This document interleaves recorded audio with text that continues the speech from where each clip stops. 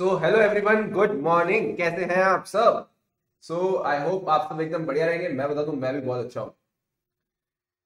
सब ने ज्वाइन कर लिया है? फटाफट सारे बच्चे मुझे बताओ और आप भी रेडी हो जाओ। अब एक बहुत ही बढ़िया चैप्टर स्टार्ट करने वाले हैं जिसका नाम है प्रोफेशनल एथिक्स।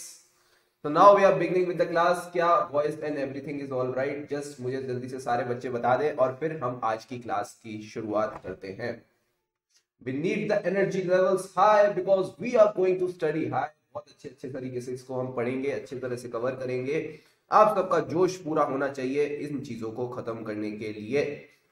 क्या आप सब मेरे साथ हैं? Good morning. क्या बात है, क्या बात है, क्या बात है, जोश। यस सर, ऑडिबल, बहुत बढ़िया।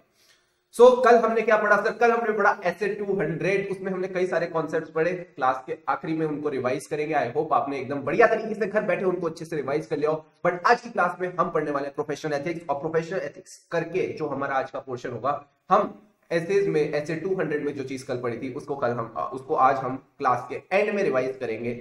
उसकी हम एलएमएस वीडियो भी आपके साथ शेयर कर देंगे ताकि आप भी उसको घर बैठे वापस रिवाइज कर सको। So let's begin with professional ethics. अगर मैं बात करता हूं प्रोफेशनल एथिक्स की, तो देखो सिंपल सी बात है। मैंने आपको कल एक चीज तो बताई नहीं। एक चीज मैंने जो आपको नहीं बताई वो ये थी कि ऑडिट का जो कोर्स है ना हमारा, ये बड़ा ही अमेजिंग कोर्स है क्योंकि इसमें कुछ ऐसे चैप्टर्स हैं जिनकी वेटेज बहुत ही ज्यादा है। सर कितनी ज्यादा वेटेज है? तो अगर मैं बात करता हूं प्रोफेशनल एथिक्स की, आपको पता है प्रोफेशनल एथिक्स आपके पेपर में कम से कम 15 नंबर का तो आ ही सकता है। जी हाँ, 100 में से अगर मैं बात करूं तो 15 नंबर का तो ये बेचारा अकेला ही चैप्टर है जो आपके पेपर में आपको दिख जाएगा। 4 3 12, यानी 3 क्वेश्चंस तो आपको लगभग 4 नंबर के प्रैक्टिकल में दिख जाएंगे एंड लगभग 3 से 4 नंबर का ये आपको एमसीक्यूज में भी दिख जाएगा। So it's a very important chapter. इसको अच्छे से करना जरूरी है एंड मैं आपको पूरा अच्छे तरीके से गाइड करूंगा इसमें आपने क्या क्या कवर करना है, कैसे कैसे कवर करना है। बस आप मेरे साथ बने रहिएगा। सबसे पहले स्टार्ट करते हैं प्रोफेशनल एथिक्स के साथ। इसको ना हम 3 भागों में बांटेंगे और मैं इनको बोलता हूं 3 डिफरेंट यू कैन से सेगमेंट्स ऑफ दिस चैप्टर। क्या क्या 3 डिफरेंट सेगमेंट्स हैं? सबसे पहले तो आप इसको बोल दो इंट्रोडक्शन। ठीक है, इंट्रोडक्शन बोल दो या बेसिक्स बोल दो। सेकेंड पार्ट है इसका क्लॉजेस एंड थर्ड पार्ट है हमारा सीजीजी। सॉरी, सीजीजी क्या है टाइम आने पे आपको बता दूंगा कि सीजीजी क्या है, क्लॉजेस क्या है। बट आज हम करने वाले हैं इंट्रोडक्शन और बेसिक्स। एंड एक बात मैं आपको बता दूं, इंट्रोडक्शन और बेसिक्स उतने ही इंपॉर्टेंट है जितना हमारा काउंसिल जनरल गाइडलाइंस और क्लॉजेस हैं। तो अभी इंट्रोडक्शन और बेसिक्स पे फोकस करेंगे। I hope the voice is fine. जल्दी से सारे बच्चे मुझे एक थम्स अप देंगे कि हाँ सर वॉइस एकदम परफेक्ट आ रही है, देन वील कंटिन्यू। फटाफट सारे बच्चे मुझे बताइए।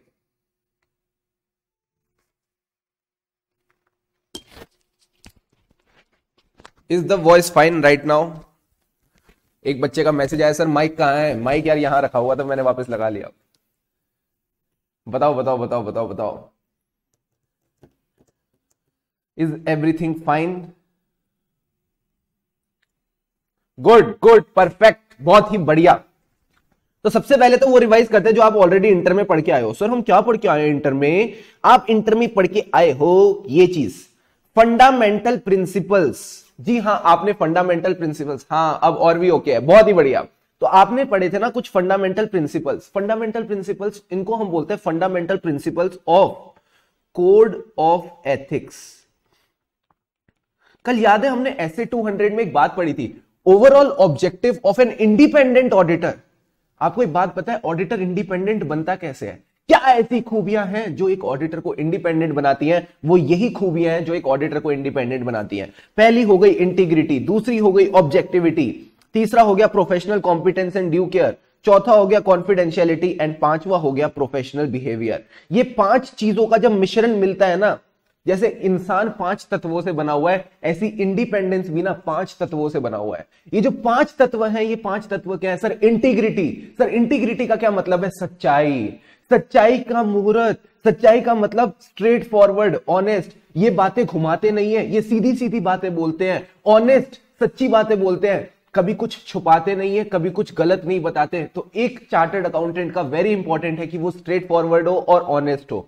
ये प्रोफेशनल एथिक्स किस पे अप्लाई होते हैं? तो जब आप एक चार्टर्ड अकाउंटेंट बन जाते हो ना, तब आपको इन सब चीजों से कंप्लाई करना है। यानी जब कोई एक चार्टर्ड अकाउंटेंट बन जाएगा और कोई उससे कुछ भी पूछे तो क्या उसको सारी बातें झूठ झूठ बोलनी है या सच सच बोलनी है? सच सच सच बोलनी है। सच बोलने वाले को क्या कहते हैं सर? उसको ऑनेस्ट बोलते हैं। तो वो बंदा ऑनेस्ट होना चाहिए, वो स्ट्रेट फॉरवर्ड होना चाहिए, जलेबी की तरह बातों को घुमाने वाला बंदा नहीं होना चाहिए। समझ गए अनीशा जी? तो वही बात मैं आपको समझाने की कोशिश कर रहा हूं। इंटीग्रिटी का क्या मतलब है? आज से कोई भी आपसे पूछे ना इंटीग्रिटी का क्या मतलब है, सीधा बोलो स्ट्रेट फॉरवर्ड एंड ऑनेस्ट। क्या बोलेंगे आप उसको?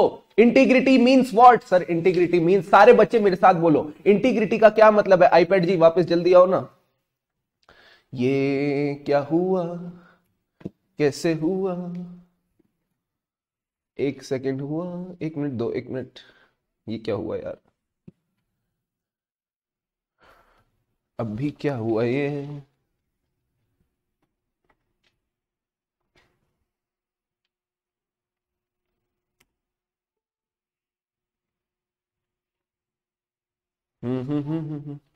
अच्छा, अब इसको कनेक्ट करते हैं ऐसे, अब आएगा। प्लीज आ जा यार, क्या हुआ ये? Just give me a second ना। So iPad is back and we are also back. कहां थे हम सर? हम थे इंटीग्रिटी पे। इंटीग्रिटी का क्या मतलब है? Straightforward and honest. आ गया आ गया आ गया आ गया आ गया आ गया, ठीक है, स्ट्रेट फॉरवर्ड एंड ऑनेस्ट। चला गया चला गया, एक मिनट यार, ऐसे मत करो यार आईपैड जी, प्लीज एक जगह रहो, आप कहीं नहीं जाना आपने, ठीक है? हाँ, सो इंटीग्रिटी का क्या मतलब है? Straightforward and honest. बच्चे कह रहे हैं सर आप हमको इतना परेशान कर रहे हो ना, अब आपको आईपैड भी परेशान करेगा। अच्छा ऐसे बोलोगे तुम? हाँ, तो मैं क्या कह रहा था, इंटीग्रिटी का क्या मतलब है? Straightforward and honest. Honest का क्या मतलब है? कुछ भी ऐसी चीज के साथ हमको एसोसिएट नहीं होना जो कि या तो फॉल्स है या मिसलीडिंग है, या फिर ऐसे स्टेटमेंट्स या इंफॉर्मेशन जो प्रोवाइडेड है negligently. Oh my God, negligently मतलब बिना सोचे समझे कुछ भी बोलना। नेग्लिजेंटली का क्या मतलब है सर? ऐसे स्टेटमेंट्स और information that are provided negligently, मतलब कोई उनकी रिस्पॉन्सिबिलिटी नहीं लेता, बस ऐसे बोलने के लिए बोल रहे हैं, तो उनको हम बोलते हैं negligently. And last but not the least, omits the required information, यानी जो इंफॉर्मेशन होनी चाहिए अगर वो ही नहीं दे रहे आप तो भी आप इंटीग्रिटी फॉलो नहीं कर रहे। एक बार फटाफट बता दो इंटीग्रिटी का क्या मतलब है सर? इंटीग्रिटी का मतलब है straightforward and honest. Honest का मतलब है मैं कोई भी ऐसे स्टेटमेंट के साथ एसोसिएट ही नहीं करूंगा। साथ साथ बोलो मेरे। इंटीग्रिटी का क्या मतलब है सर? इंटीग्रिटी का मतलब है स्ट्रेट फॉरवर्ड और ऑनेस्ट। स्ट्रेट फॉरवर्ड और ऑनेस्ट मतलब मैं कोई भी ऐसे स्टेटमेंट के साथ अपने आप को एसोसिएट नहीं करूंगा जो क्या है, गलत है, या फिर जहां जो होना चाहिए था वो बताया ही नहीं गया, यानी ओमिट्स द रिक्वायर्ड इंफॉर्मेशन। तीसरी एंड अगली चीज कि कोई ऐसा स्टेटमेंट जो दिया गया है नेग्लिजेंटली। क्या आपको ये वर्ड्स क्लियर हो रहे हैं? नेग्लिजेंटली का मतलब है बिना सोचे समझे, बिना किसी बेसिस के, बिना किसी थॉट प्रोसेस के कोई भी स्टेटमेंट देना। क्या ये तीन बातें क्लियर है? हाँ सर, ये तीन बातें क्लियर है। स्ट्रेट फॉरवर्ड, ऑनेस्ट और किसी भी ऐसे स्टेटमेंट के साथ एसोसिएट नहीं होना जो फॉल्स और मिसलीडिंग है, जो ओमिट करता है रिक्वायर्ड इंफॉर्मेशन। देखो फॉल्स और मिसलीडिंग मतलब जो इंफॉर्मेशन दी वो गलत थी, ओमिट करना रिक्वायर्ड इंफॉर्मेशन यानी जो इंफॉर्मेशन देनी थी वो नहीं दी। एंड तीसरा एंड मोस्ट इंपॉर्टेंट, जो इंफॉर्मेशन दी वो बिना किसी बेसिस के दे दी, नेग्लिजेंटली दे दी। क्या इंटीग्रिटी क्लियर है? हाँ सर, इंटीग्रिटी क्लियर है। आगे बढ़ते हैं। अब आती है बात ऑब्जेक्टिविटी की। कल भी इस पे हमने बहुत ज्यादा टाइम लगाया था। ऑब्जेक्टिविटी होता क्या है? तो ऑब्जेक्टिविटी का मैंने आपको सिंपल सी बात मतलब बताया था, इम्पार्शियल होना, बायस से दूर रहना। किससे दूर रहना? ऑब्जेक्टिविटी का मतलब क्या है? किससे दूर रहना है हमको? आपको किससे दूर रहना चाहिए सर? हमको कोरोना से दूर रहना चाहिए। कोरोना से नहीं, बायस से दूर रहना चाहिए। बायस का मतलब है किसी के बहकावे में आके कुछ करना, किसी के अनड्यू इन्फ्लुएंस में आके कुछ करना। तो हम चार्टर्ड अकाउंटेंट हैं, हमारे पास अपना दिमाग है, हमारे पास अपना एक्सपीरियंस है, तो सारा काम हम खुद भी कर सकते हैं। सो हमको किसी के भी इन्फ्लुएंस में नहीं आना, हमको किसी के भी बायस में आके काम नहीं करना। तो not to compromise professional or business judgement because of bias, conflict of interest or undue influence of others. क्या इंटीग्रिटी क्लियर है? हाँ, इंटीग्रिटी क्लियर है। Straightforward, honest, not to associate yourself with statements which are untrue, false, उसके बाद provided negligently and omits the required information. आप भी मेरे साथ साथ बोलोगे तो याद हो जाएगा। आपको पता है ये बात, ये सीक्रेट तो मैंने आपको अभी तक बताया ही नहीं। सर आपने बताया था पर हम करते नहीं है। करो ना फिर शैतान बच्चों, क्योंकि कुछ बच्चे ऐसा कर रहे हैं और उनको चीजें याद होती जा रही हैं, तो आप भी करो। ठीक है। सेकंड चीज क्या है, ऑब्जेक्टिविटी। सर ऑब्जेक्टिविटी का मतलब सिंपल सी बात है, हमको अपनी कॉम्प्रोमाइज नहीं करनी। मैंने कहा क्या कॉम्प्रोमाइज नहीं करनी, प्रोफेशनल जजमेंट। किसकी वजह से, bias, conflict of interest, and last point क्या था, undue influence of others. Undue influence of others मतलब किसी के बहकावे में आके कुछ भी नहीं करना। अब अगली चीज आती है professional competence and due care. Sir ये professional competence and due care क्या है, तो देखो सिंपल सी बात मैं आपको बताता हूं। आपने जब सीए किया, हाँ सर हमने सीए किया, तो आपने कुछ प्रोफेशनल नॉलेज गेन करी। सर कैसे, आपने जीएसटी पढ़ा, आपने डायरेक्ट टैक्स पढ़ा, आपने एसएफएम पढ़ा, आपने एफआर पढ़ा, उसमें इंड एस पढ़े, ऑडिटिंग के स्टैंडर्ड्स पढ़े। अब आपने अटेन तो कर लिया है, आपको आगे जाके ना मेंटेन भी करना पड़ेगा। सॉरी अटेन और मेंटेन का क्या गेम है, तो एक बात बताओ, जब आप सीए कोर्स में ही थे तभी आपने इतनी सारी अमेंडमेंट्स देख ली। हाँ सर बात तो सही है, रोज आए चलते अमेंडमेंट्स आती ही रहती हैं। तो मैंने आपको यही तो बता रहा हूं, जब आप नॉलेज अटेन कर लेते हो ना, मेंटेन करना भी बहुत ज्यादा जरूरी है। एंड मेंटेन आप तभी कर सकते हो जब आप अपडेटेड रहो कि आसपास चल क्या रहा है यार, कौन सी नई अपडेट आ रही है, कौन से नए नए रूल्स आ रहे हैं, कौन से नए एक्ट्स आ रहे हैं। तब आप अपने आप को मेंटेन कर पाते हो नॉलेज और स्किल को। स्किल को कैसे मेंटेन करते हैं, कोर्सेज करके, ट्रेनिंग कोर्सेज करके, ठीक है। अब आती है बात एक्टिंग डिलीजेंटली। कैसे एक्ट करना चाहिए आपको, ड्यू केयर के साथ, डिलीजेंटली, सोच समझ के एक्ट करना चाहिए। ऐसे हफड़ा तफड़ी नहीं मचानी चाहिए चार्टर्ड अकाउंटेंट बन के। क्लाइंट का जब आपके पास काम आता है तो there is a sense of responsibility towards that work. वो काम आपने एकदम बहुत ही बढ़िया तरीके से करना है, उसमें आपने बिल्कुल भी कसर नहीं छोड़नी, डिलीजेंटली एक्ट करना है। एक्सरसाइज करना है, सर एक्सरसाइज भी करना है। हाँ एक्सरसाइज क्या करना है, साउंड जजमेंट एक्सरसाइज करनी है। साउंड जजमेंट मतलब सोच समझ के काम करना है, ऐसे नहीं कि बिना सोचे कुछ भी काम करो। So you need to act diligently plus you also need to exercise. Plus एक बात बताओ, प्रोफेशनल नॉलेज और जो स्किल है वो मेंटेन कैसे रहेगी, जब हम कॉन्टिन्यूसली अवेयर रहेंगे। ये जो मैं एरोज बना रहा हूं ना, ये आपको भी बनाने हैं, बिकॉज इसी से आप पॉइंट्स रिलेट कर पाओगे और आपको चीजें याद रहेंगी कि भाई professional competence and due care कैसे होता है। तो सिंपल सी बात है, attain and maintain professional skills and knowledge. कैसे रहेंगे, जब हम कॉन्टिन्यूसली अवेयर रहेंगे, कॉन्टिन्यूसली अवेयर रहेंगे एंड अंडरस्टैंड करेंगे हमारे आसपास क्या क्या टेक्निकल, प्रोफेशनल, बिजनेस डेवलपमेंट्स चल रही हैं। क्या चल रही हैं, फिर से बोलो, टेक्निकल, प्रोफेशनल, बिजनेस डेवलपमेंट्स चल रही हैं। क्या क्या डेवलपमेंट्स चल रही हैं, टेक्निकल डेवलपमेंट्स यानी इंड एस में नई चीज क्या आ गई, अकाउंटिंग स्टैंडर्ड्स में क्या नई चीज आ गई, कंपनीज एक्ट में क्या नई चीज आ गई, ये हो गई टेक्निकल अपडेट्स। प्रोफेशनल अपडेट्स यानी professional ethics, code of ethics, इन सब चीजों में क्या क्या नई नई अपडेट्स आ गई, ये पता होनी चाहिए।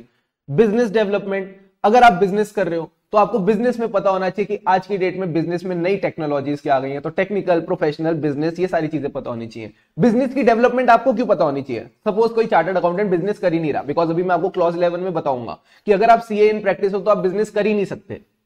तो फिर बिजनेस डेवलपमेंट्स के बारे में जानना जरूरी क्यों है, क्या कोई बच्चा मुझे बताएगा? अभी तक तो आप बस मुझे सुने जा रहे हो, जरा बताओ भी तो सही, समझ क्या आ रहा है। तो एक बात बताओ, बिजनेस डेवलपमेंट के बारे में मुझे जानना जरूरी क्यों है? बिजनेस तो मेरा क्लाइंट कर रहा है ना, मैं थोड़ी कर रहा हूं।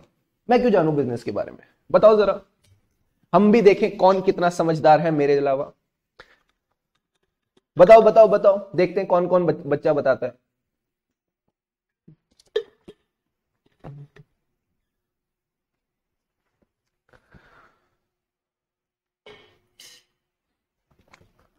ओ मेरा ढोलना नहीं आया ढोलना, मेरा ढोलना नहीं आया ढोलना, जल्दी बोलो बच्चों निकल जाएगी ट्रेन। हाँ बहुत बढ़िया, बच्चों ने कहा sir to serve the client better. अगर आपका क्लाइंट ऑडिट कराने आता है और आपको उसका बिजनेस सेंस है, आपको उसका बिजनेस समझ आता है, तो क्या आपको नहीं लगता आप उसको ऑडिट बेटर कर पाओगे? आप उससे फालतू के सवाल नहीं पूछोगे, आप उससे एकदम मीनिंगफुल क्वेश्चंस पूछोगे। Very good, for consultancy purpose भी हमको काम आ सकता है। It is knowledge of business is a must before we start audit. ये देखो कितने समझदार और प्यारे बच्चे आए हैं, कोई बच्चा डमी नहीं कर रहा है इनमें से। मुझे जितने इनके आंसर मिल रहे हैं ना, इस हिसाब से तो लग रहा है सारे बच्चे एकदम फर्स्ट क्लास है। If client is a businessman and we don't understand the business development, how we will guide them? बिल्कुल सही, एकदम परफेक्ट। तो टेक्निकल प्रोफेशनल के साथ साथ किसकी डेवलपमेंट हमको पता होनी चाहिए? हमको बिजनेस डेवलपमेंट भी पता होनी चाहिए। And last but not the least, हमको रीजनेबल स्टेप्स लेने हैं कि सिर्फ हम ही लायक नहीं है, हमारे साथ जो काम कर रहे हैं ना वो भी एकदम बढ़िया काम कर रहे हैं, to ensure those working in his authority have the training and supervision, यानी जो लोग मेरे साथ मेरे नीचे काम कर रहे हैं, जो मेरे सबॉर्डिनेट्स हैं, उनके पास भी प्रॉपर ट्रेनिंग और सुपरविजन होनी चाहिए। ठीक है, professional competence and due care clear हो गया? हाँ सर क्लियर हो गया। हमको क्या करना है ना, सबसे पहले तो हमको सीए की डिग्री लेनी है, तो अटेन करनी है और फिर मेंटेन करनी है। क्या मेंटेन करनी है? प्रोफेशनल नॉलेज और स्किल को अटेन और मेंटेन करके चलना है। मैंने कहा बिल्कुल सही। ये कैसे होगा? जब हम कॉन्टिन्यूअसली अवेयर रहेंगे आसपास क्या चल रहा है। क्या चल रहा है? Technical, professional, business development. फिर से बोलो, टेक्निकल, प्रोफेशनल, बिजनेस डेवलपमेंट, ये सब चीजें चल रही हैं। उसके बाद क्या करना है? उसके बाद ना सर हमको एक्ट और एक्सरसाइज करना है। ठीक है, हर चार्टर्ड अकाउंटेंट एक एक्टर बनना चाहता है। बोलो, हर चार्टर्ड अकाउंटेंट एक एक्टर बनना चाहता है, और एक अच्छा एक्टर वो होता है जो क्या करता है? एक्सरसाइज। ठीक है, तो हमको एक्ट भी करना है, एक्सरसाइज भी करना है। एक्ट कैसे करना है? डिलीजेंटली। एक्सरसाइज क्या करनी है? Sound judgement. फिर से बोलो मेरे साथ। तुम बोलते नहीं हो यार, मुझे पसंद नहीं आती ये बात। जल्दी जल्दी बोलो, जल्दी जल्दी बोलो। क्या करना है? एक्ट भी करना है, एक्सरसाइज भी करना है। एक्ट कैसे करना है? डिलीजेंटली। एक्सरसाइज क्या करनी है? Sound judgement. फिर से बोलो, एक्ट कैसे करना है? डिलीजेंटली। एक्सरसाइज करनी है, साउंड जजमेंट। एंड लास्ट में क्या हमको ही लायक बनना है या हमारे साथ वाला भी लायक बनेगा? सर हम भी समझदार बनेंगे, हमारे सबॉर्डिनेट भी समझदार बनेंगे, तो हम रीजनेबल स्टेप्स लेंगे कि उनको भी हम प्रॉपर ट्रेनिंग दे और सुपरवाइज करें। क्या ये बात क्लियर है? हाँ सर ये बात क्लियर है। एंड अब बात करते हैं बहुत ही इंपॉर्टेंट चीज की। सारे बच्चे यहां पे ध्यान देंगे, सारे बच्चे ध्यान दो, इधर उधर नहीं देखना, इधर उधर नहीं देखना, इधर दो, इधर दो। Now it's a star topic. ये एक इंपॉर्टेंट चीज है, इस पे फोकस करेंगे। मैं एक चार्टर्ड अकाउंटेंट हूं, मैं अपने क्लाइंट के पास गया, क्लाइंट ने मेरे साथ एक वाइटल इंफॉर्मेशन शेयर करी। सर वाइटल इंफॉर्मेशन मतलब बहुत इंपॉर्टेंट इंफॉर्मेशन। आज से तुम इंपॉर्टेंट को वाइटल बोलना, ठीक है? जैसे अब तुम गलती को मिसस्टेटमेंट बोलते हो, इंपॉर्टेंट चीज को मतलब कोई बहुत ही बड़ी चीज होती है उसको मटीरियल बोलते हो, तो ऐसे में वाइटल की बात कर रहा हूं, VITL। ठीक है, क्लाइंट ने अगर तुमको कोई वाइटल इंफॉर्मेशन दी है, क्या तुमको वो इंफॉर्मेशन बाहर जाके सबको बता देनी चाहिए, ढिंडोरा पीट देना चाहिए? The answer is no. वो चीज क्लाइंट ने तुमको बताई है तो तुम्हारा हक बनता है कि वो चीज तुम अपने पेट में रखो। ठीक है, किसी और को जाके नहीं बतानी। So not disclose any information acquired from the client और द एम्प्लॉयर। सर ये एम्प्लॉयर कहां से आ गया? क्या आपके मन में ये क्वेश्चन आ रहा है कि सर क्लाइंट तो समझ आता है, सीए क्लाइंट को सर्व करता है, बट ये एम्प्लॉयर कहां से आ गया? तो मैं एक बात बताऊं, मैंने बोला था प्रोफेशनल एथिक्स सीएज के लिए है। क्या सीए का काम सिर्फ प्रैक्टिस करना है या फिर वो जॉब भी कर सकता है? सर जॉब भी कर सकता है। तो मैंने कहा सिंपल सी बात है, जरूरी नहीं ना इंफॉर्मेशन क्लाइंट के थ्रू आए। अगर सीए जॉब कर रहा है तो एम्प्लॉयर के थ्रू भी आ सकती है। तो यहां पे इंफॉर्मेशन क्लाइंट की हो या एम्प्लॉयर की हो फर्क नहीं पड़ता, इंफॉर्मेशन उनकी है, आपको बताई गई है, आप किसी और को आगे नहीं बताओगे। सर क्या हमारा प्रोस्पेक्टिव क्लाइंट हो या प्रोस्पेक्टिव एम्प्लॉयर हो तो उसकी इंफॉर्मेशन भी किसी को नहीं बतानी? मैंने कहा हाँ, चाहे आपका करंट क्लाइंट और करंट एम्प्लॉयर हो या फिर होने वाला क्लाइंट और एम्प्लॉयर हो, आपने किसी की भी इंफॉर्मेशन आगे पास ऑन नहीं करनी। प्लस किसी और को तो बतानी भी नहीं है, खुद भी अपने फायदे के लिए यूज नहीं करनी। Not use such information for personal advantage. Sir इसका मतलब ना एक बार थोड़ा ना तड़क भड़क तरीके से बताओ, तो ध्यान से सुनो। अगर आज मैं एक कंपनी का ऑडिटर हूं, सर कौन सी कंपनी का ऑडिटर हूं? तो मैं बताता हूं, आज अगर सपोज मैं कंपनी का ऑडिटर हूं इंडिगो एयरलाइंस, तो अभी इंटरग्लोब एविएशन के रिजल्ट्स आए थे Q3 के। हाँ सर Q3 के रिजल्ट्स आए थे, उसमें कंपनी ने पोस्ट किया हैवी प्रॉफिट्स। जैसी कंपनी ने प्रॉफिट्स बुक किए ना, मतलब इतने सारे क्वार्टर्स लॉसेस चल रहे थे, हर क्वार्टर में लॉस बुक करे जा रही थी, इस बार तो सबको सरप्राइज और शॉक दे दिया कंपनी ने और बोला भाई देखो सिंपल सी बात है, अब हम हो गए प्रॉफिटेबल। अब हम वो लॉस वाली एयरलाइंस नहीं रहे, हम हो गए हैं प्रॉफिटेबल और हमने कर दिया प्रॉफिट बुक। जैसी कंपनी ने प्रॉफिट बुक किया, कंपनी का शेयर 9% ऊपर चला गया। ओ माय गॉड, 9% ऊपर एक ही दिन में? जी हाँ। और सोचो मैं कंपनी का ऑडिटर हूं और मुझे पता है ये बात कि कंपनी ने प्रॉफिट बुक करने वाली, बिकॉज ऑडिट तो मैं ही कर रहा हूं ना फाइनेंशियल स्टेटमेंट का। आप तक फाइनेंशियल स्टेटमेंट पहुंचते उससे पहले तो ऑडिटर को पता होता है कि क्या होने वाला है। तो ऑडिटर ने जैसे देखा यार कंपनी प्रॉफिट में जा रही है, ऑडिटर ने क्या किया? बोलो सिंपल सी बात है, मैं कंपनी के शेयर खरीद देता हूं। ऑडिटर ने कंपनी के शेयर खरीद लिए मार्केट से और जैसे ही शेयर 9% बढ़ गए उसने शेयर सेल कर दिए। क्या आपको लगता है उसने कंपनी की इंफॉर्मेशन पर्सनल एडवांटेज के लिए यूज कर ली? The answer is yes. पर क्या ये सही बात है? The answer is no. तो यही चीज प्रोफेशनल एथिक्स बोलता है। कॉन्फिडेंशियलिटी का मतलब ये नहीं कि आप कंपनी की इंफॉर्मेशन आगे पास ऑन मत करो, इसका मतलब ये भी है कि आप कंपनी या एम्प्लॉयर की इंफॉर्मेशन खुद के लिए भी यूज मत करो। And last but not the least, क्या ये रिश्ता जब खत्म हो जाएगा उसके बाद भी आपको उसकी बातें आगे किसी को नहीं बतानी? The answer is yes. यही पर्सनल रिलेशनशिप में भी होता है कि जो आपकी पर्सनल रिलेशनशिप की बातें होती हैं, भले ही आपका ब्रेकअप हो जाए बट वो बातें आगे जाके किसी को डिस्क्लोज नहीं करनी चाहिए। एंड यही बातें यहां पे भी लिख रखी है कि अगर आपका जो एम्प्लॉयर है, आपका जो क्लाइंट है, उसके साथ आपकी रिलेशनशिप खत्म हो चुकी है, उसके बाद भी उसकी जो वाइटल इंफॉर्मेशन आपके पास है वो आप किसी को भी नहीं दोगे। इट कंटिन्यूज, ये जो कॉन्फिडेंशियलिटी की रिक्वायरमेंट है, it continues even after the relationship has ended. जब रिलेशनशिप खत्म हो गई है तब भी ये चीज चलती ही रहेगी। बट कुछ ऐसे केसेस हैं जहां पे जी क्या, हां, वहां पे आपको ये डिस्क्लोजर देना पड़ेगा। अब आपको ऐसा नहीं लगता, ये है नॉर्मल जिंदगी, ये है मेंटोस जिंदगी, और आईसीआई जनरली मेंटोस जिंदगी पे खेलता है। वो कहता है ठीक है, नॉर्मल जिंदगी तो सबको पता है कि कॉन्फिडेंशियलिटी मेंटेन करनी है, किसी की इंफॉर्मेशन किसी को नहीं देनी, बट आप मुझे बताओ कब कब दे सकते हैं। तो सबसे पहले ना एक बात हमेशा याद रखना, पूरे ऑडिट में सबसे ऊपर कौन होगा? सर सबसे ऊपर ICI. The answer is no, सबसे ऊपर लॉ। लिखो अभी चैट बॉक्स में सबसे ऊपर लॉ।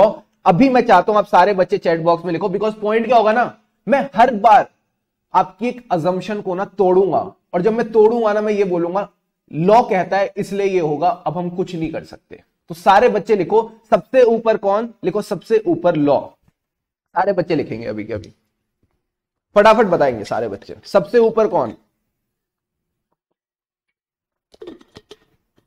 जल्दी बताओ सबसे ऊपर कौन, सबसे ऊपर लॉ। सारे बच्चे सबसे ऊपर लॉ, बहुत बढ़िया। ऐश्वर्या, उमंग, आदर्श, मेघना, सबने कहा सर सबसे ऊपर लॉ, बहुत बढ़िया। तो अब कॉन्फिडेंशियलिटी की रिक्वायरमेंट मेरे को तोड़नी पड़ेगी। सबसे पहले आंसर में क्या लिखोगे? Because it is required by law. Sir required by law का ना एक एग्जांपल दो, ठीक है, मैं रिक्वायर्ड बाय लॉ का एग्जांपल देता हूं। आपने सीए इंटरमीडिएट में ना एक बहुत ही प्यारी बात पढ़ी होगी। सर कौन सी प्यारी बात पढ़ी थी? 143 सब सेक्शन 12 याद है? 143 सब सेक्शन 12। बच्चे लिख रहे law is greater than ICI. बिल्कुल, बात तो सही है, बात तो सही है, ये तो बात 100% सच है कि law is greater than ICI, because ICI खुद लॉ के अंडर बना हुआ है। तो एक बात बताओ, 143 सब सेक्शन 12 किसी को याद है? बहुत ही प्यारी बात लिखी थी इसमें। डज एनीवन रिमेंबर क्या था 143 सबसेक्शन 12? सोचो सोचो, कुछ बच्चे अलग ही पीछे चल रहे हैं, अब लिख रहे हैं सबसे ऊपर लो। चलो ये भी बात ठीक है, अब बताओ 143 सबसेक्शन 12 में क्या था? यार तुमको सेक्शन याद नहीं है तो चलो मैं करवाता हूं, मैं बताता हूं, रुको। अभी तक तो किसी का आंसर नहीं आया है, मैं बता देता हूं। अरे वाह, एक बच्चे ने लिखा सर रिपोर्टिंग ऑफ फ्रॉड, बहुत बढ़िया। क्या आपको याद है जब आपको फ्रॉड मिल जाता था 1 करोड़ या उससे ज्यादा का? कुछ कुछ याद आ रहा है। तो वो बात आपको सेंट्रल गवर्नमेंट को बतानी पड़ती थी, आपको वो बात सेंट्रल गवर्नमेंट को रिपोर्ट करनी पड़ती थी। ये कौन कहता था? सर ये कंपनीज एक्ट बताता था। ये कंपनीज एक्ट बोलता था कि देखो जब भी आपको फ्रॉड मिलेगा 1 करोड़ या उससे ज्यादा का, तो ये बात आप सेंट्रल गवर्नमेंट को बता देना। एंड ये बात सेक्शन 143 सबसेक्शन 12 में लिखी थी। तो क्या आपका क्लाइंट ये कह सकता है अरे सीए साहब आप तो कॉन्फिडेंशियलिटी के अंडर आते हैं, आप हमारा फ्रॉड क्यों डिस्क्लोज करें? तो आप बोलोगे सबसे ऊपर लॉ, तो लॉ की बात सुनूंगा मैं, सिंपल सी बात है, बहुत बढ़िया। Fraud to be reported to central government, तो ये है रिक्वायर्ड बाय लॉ। सेकेंड चीज, इंफॉर्मेशन किसकी है? क्लाइंट की। अगर क्लाइंट खुद कह रहा है कि मेरी इंफॉर्मेशन दे दो और लॉ परमिशन दे रहा है, लॉ ने मना नहीं किया, क्लाइंट भी कह रहा है, लॉ भी परमिशन दे रहा है, तो जब मियां बीवी राजी तो क्या करेगा काजी?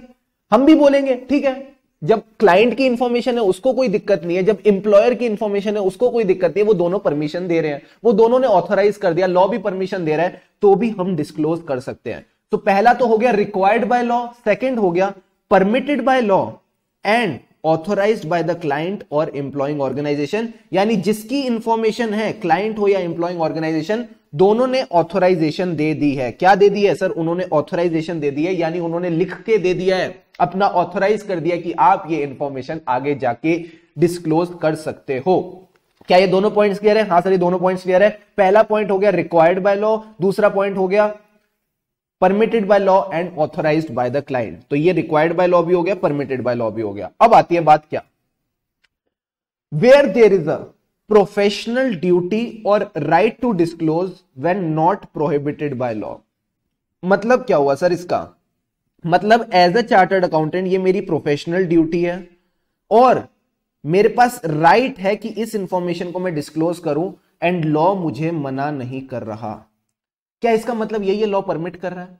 लॉ मुझे प्रोहिबिट नहीं कर रहा, तो लॉ मुझे परमिट कर रहा है। हाँ बात सर वही है। तो आईसीआई को ना मजा आता है, कई जगह लिखेगी परमिटेड बाय लॉ, कई जगह लिख देगी नॉट प्रोहिबिटेड बाय लॉ। सीधा लिख दो ना, when permitted by law, not prohibited by law. ठीक है, चलो नॉट प्रोहिबिटेड लगा लेंगे। तो professional duty or right to disclose में ना आप ऐसे याद रखना, दो प्यारे केसेस हैं और दो डंडे वाले। सारे बच्चे बोलो मेरे साथ, क्या केसेस हैं? दो प्यारे केसेस हैं और दो डंडे वाले। सर प्यारे मतलब पी से प्यारे, पी से पीयर रिव्यू क्वालिटी रिव्यू। फिर से बोलो, पी से प्यारे, पी से पीयर रिव्यू क्वालिटी रिव्यू। यानी अगर मेरा पीयर रिव्यू क्वालिटी रिव्यू चल रहा है ऑफ द आईसीआई, तो फिर मुझे डिस्क्लोजर करना पड़ेगा। सर ये पीयर रिव्यू होता क्या है? तो मैं आपको बताता हूं। आप एक ऑडिट फर्म हो, आप किसी का ऑडिट करते हो। हाँ सर हम किसी का ऑडिट करते हैं। तो जब हम ऑडिट करने जाते हैं तो कई सारे ऑडिट प्रोसीजर्स होते हैं। क्या क्या ऑडिट प्रोसीजर्स होते हैं? सबसे पहले तो मैं क्लाइंट को समझता हूं, क्या ये क्लाइंट मुझे एक्सेप्ट करना चाहिए कि नहीं, क्या क्लाइंट में इंटीग्रिटी है कि नहीं। फिर मैं देखता हूं जो मेरी टीम है, क्या वो इंडिपेंडेंस रिक्वायरमेंट्स के साथ कंप्लाई करती है कि नहीं करती, क्या मैं क्वालिटेटिव अपना ऑडिट कर पाऊंगा, क्या मैं प्रॉपर चीजों को डॉक्यूमेंट करके चल रहा हूं अपने वर्क पेपर्स में, क्या जो मेरे कंक्लूजन है वो ठीक निकल रहे हैं, मैं प्रॉपर ऑडिट रिपोर्ट बना रहा हूं। बहुत सारी चीजें होती है जो ऑडिट की क्वालिटी बनाती है। इसी क्वालिटी को चेक करने के लिए आईसीआई एक बंदे को अपॉइंट करती है। वो जाके देखता है कि क्या, सपोज मैंने ऑडिट किया तो आईसीआई एक बंदे को भेजेगी ये चेक करने के लिए कि मैंने अपना ऑडिट ठीक से किया कि नहीं किया। अब एक बात बताओ, जब कोई इंसान मेरा ऑडिट चेक करने आएगा कि मैंने ऑडिट ठीक से किया है कि नहीं, उसको मेरे वर्किंग पेपर्स देखने पड़ेंगे, उसको देखना पड़ेगा मैंने ऑडिट कैसे किया। तो कहीं ना कहीं मुझे कुछ चीजें उसको डिस्क्लोज करनी पड़ेंगी। क्या तब मैं बोल सकता हूं कि भाई मैं डिस्क्लोज नहीं कर सकता? नहीं, क्योंकि ये मेरी प्रोफेशनल ड्यूटी है या कह लो प्रोफेशनल राइट है कि मुझे उसको डिस्क्लोज करना पड़ेगा। तो आप ये बात मान के चलो, जब भी पी से पीयर रिव्यू क्वालिटी रिव्यू होगा तो आपको चीजें डिस्क्लोज करनी पड़ सकती हैं। और पीयर रिव्यू क्वालिटी रिव्यू में क्या चेक करते हैं? वो यही चेक करते हैं कि क्या आपकी जो फर्म है वो कंप्लाई करती है with technical and professional standards including the ethical requirement. क्या आपने स्टैंडर्ड ऑन ऑडिटिंग के हिसाब से अपना ऑडिट किया है कि नहीं। तो क्या दो चीजें हो गई? जल्दी बताओ सारे बच्चे, ज्यादा सोना नहीं है, सोना नहीं है, सोना नहीं है, सोना नहीं है, सोना कितना सोना है, सोना नहीं है। ठीक है, तो मैं क्या बोल रहा था, टू कंप्लाई, सबसे पहले क्या आ गया, दो डंडे वाले केसेस और दो प्यारे केसेस। प से प्यारे, पी से पीयर रिव्यू क्वालिटी रिव्यू। तो अगर पीयर रिव्यू क्वालिटी रिव्यू की रिक्वायरमेंट है तो हमको डिस्क्लोज करना पड़ेगा। पीयर रिव्यू क्वालिटी रिव्यू में जो रिव्यूअर है वो चेक क्या करता है? वो ये चेक करता है कि क्या आपकी जो फर्म है वो कंप्लाई करती है। मैंने कहा किसके साथ? टेक्निकल और प्रोफेशनल स्टैंडर्ड्स। देखो सिंपल सी बात है, आज से ना हम स्टैंडर्ड्स ऑन ऑडिटिंग नहीं बोलेंगे, हम बोलेंगे टेक्निकल और प्रोफेशनल स्टैंडर्ड्स। इसमें सब कवर हो जाता है। सर सब कवर हो जाता है मतलब स्टैंडर्ड्स ऑन ऑडिटिंग भी कवर हो जाता है, ये भी कवर हो जाता है कि हमने प्रॉपर आईसीआई के जो बाकी स्टैंडर्ड्स हैं, गाइडलाइंस हैं, उन सब चीजों को भी हमने अच्छे से किया है। तो अब आपसे ये मत बोलना कि हम स्टैंडर्ड्स ऑन ऑडिटिंग को कंप्लाई करते हैं, हम कंप्लाई करते हैं with technical professional standards plus ethical requirements के साथ। अब आती है बात डंडे वाले केसेस। एक बात बताओ, डंडा कब पड़ता है? सर डंडा तब पड़ता है जब इन्वेस्टिगेशन होती है, इंक्वायरी होती है। यही चीज आपने लॉ में भी पढ़ी है। तो जो लॉ का चैप्टर है आपका इंक्वायरी और इन्वेस्टिगेशन, वहां पे तो बात ही डंडे की होती है। इंस्पेक्टर आता है, सबको डंडे लगाता है और पूछता है अरे किसने फ्रॉड किया। तो सिंपल सी बात है, आपने ये याद रखना है, डंडे वाले केसेस हो गए इंक्वायरी और इन्वेस्टिगेशन। प्लस जब इंक्वायरी इन्वेस्टिगेशन में आप पकड़े जाते हो तो क्या शुरू हो जाती है सर? तब शुरू हो जाती है लीगल प्रोसीडिंग्स। तो चार केसेस क्या हो गए सर? दो केसेस प्यारे, दो केसेस डंडे वाले। प्यारे केसेस कौन से हो गए? Peer review quality review. Peer review quality review में चेक क्या होता है कि क्या जो ऑडिट फर्म है उसने कंप्लाई किया with technical professional ethical standards. कुछ अच्छे बच्चे बार बार मेरे साथ बोल रहे हैं तो वही बच्चे कंटिन्यू करें। सिंपल सी बात है, पीयर रिव्यू क्वालिटी रिव्यू के साथ आपने कर रहे हो तो उसमें आपको डिस्क्लोजर देना पड़ेगा। प्लस अगर आपको कंप्लाई करना है टेक्निकल प्रोफेशनल एथिकल स्टैंडर्ड्स तो भी आपको चीजें देनी पड़ेंगी। एंड द डंडे वाले केसेस कौन से हो गए? इंक्वायरी और इन्वेस्टिगेशन। और अगर इंक्वायरी इन्वेस्टिगेशन में आप पकड़े गए, अगर पकड़े गए, यहां पे लिख दो ब्रैकेट में, अगर हम पकड़े गए, अगर हम पकड़े गए तो क्या होगा सर? अगर पकड़े गए ना तो सिंपल सी बात है, लीगल प्रोसीडिंग शुरू हो जाएंगी। क्या अगर आईसीआई आपको क्वेश्चन पूछता है कौन से सर्कमस्टेंसेस है जहां पे आपको कॉन्फिडेंशियलिटी छोड़ के चीजें डिस्क्लोज करनी पड़ सकती है, तो सर हम तीन बातें लिखेंगे। सबसे पहले तो सबसे ऊपर कौन सर? सबसे ऊपर law, it is required by law. Second चीज, जिसकी इंफॉर्मेशन है उसने ऑथराइज कर दिया, मतलब क्लाइंट और एम्प्लॉयर ने ऑथराइजेशन दे दिया, लॉ ने परमिट कर रखा है। थर्ड, हमारी प्रोफेशनल ड्यूटी और राइट। इसमें कौन सी आती? दो चार चीजें आती है, दो प्यारी चीजें, दो डंडे वाली। प्यारी चीजें कौन सी हैं सर? प्यारी चीजें सिंपल सी बात है, peer review quality review, compliance with technical professional ethical standards. इस तरह से आप इसको याद रखोगे। डंडे वाले केसेस क्या हो गए? डंडे वाले हो गए इंक्वायरी, इन्वेस्टिगेशन एंड उसके बाद शुरू हो जाती है लीगल प्रोसीडिंग्स। क्या ये आपको टॉपिक क्लियर है? सारे बच्चे मुझे फटाफट चैट बॉक्स में लिखेंगे, then only we'll move ahead. Are the points of confidentiality एकदम परफेक्टली क्लियर? बोल बोल के करो, ठीक है, अच्छे से एक बार इसको बोल दो, खुद बोल दोगे ना तो अपने आप एक वो कॉन्फिडेंस आ जाएगा। कोई जल्दबाजी नहीं है, ठीक है, रेगुलर बैच है, अच्छे से करेंगे, मन लगा के करेंगे।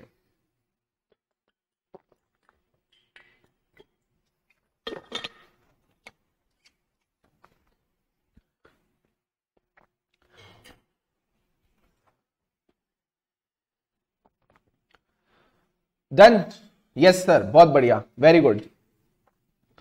अब एक चीज और, जब हम डिसाइड कर रहे होते हैं कि वेदर हमको ये जो इंफॉर्मेशन है ये डिस्क्लोज करनी चाहिए या नहीं करनी चाहिए, जो कॉन्फिडेंशियल इंफॉर्मेशन है, तो हमको किन किन चीजों का, बातों का ध्यान रखना चाहिए। सबसे पहले, अगर मैं ये इंफॉर्मेशन डिस्क्लोज कर दूंगा तो कोई हर्ट तो नहीं हो जाएगा, ऐसे लिख दो ब्रैकेट में, कोई हर्ट तो नहीं हो जाएगा।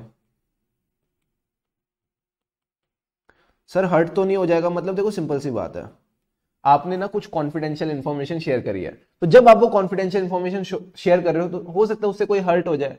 तो आपने ये देखना है कि whether the interest of any party including the third parties may be affected, किसी को फर्क तो नहीं पड़ेगा मेरी इंफॉर्मेशन डिस्क्लोज करने से। दूसरी चीज, क्या आप श्योर हो क्या आप श्योर हो जो इंफॉर्मेशन आप शेयर कर रहे हो वो ठीक है, आर यू श्योर? तो ये चीज आपने चेक करना है, whether all the relevant information is known and substantiated.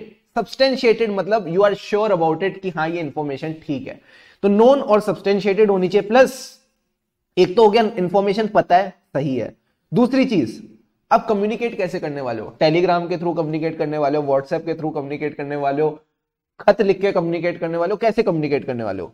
The propose type of communication and to whom it is addressed, मतलब आप कैसे कम्युनिकेट करोगे और किसको कम्युनिकेट करोगे।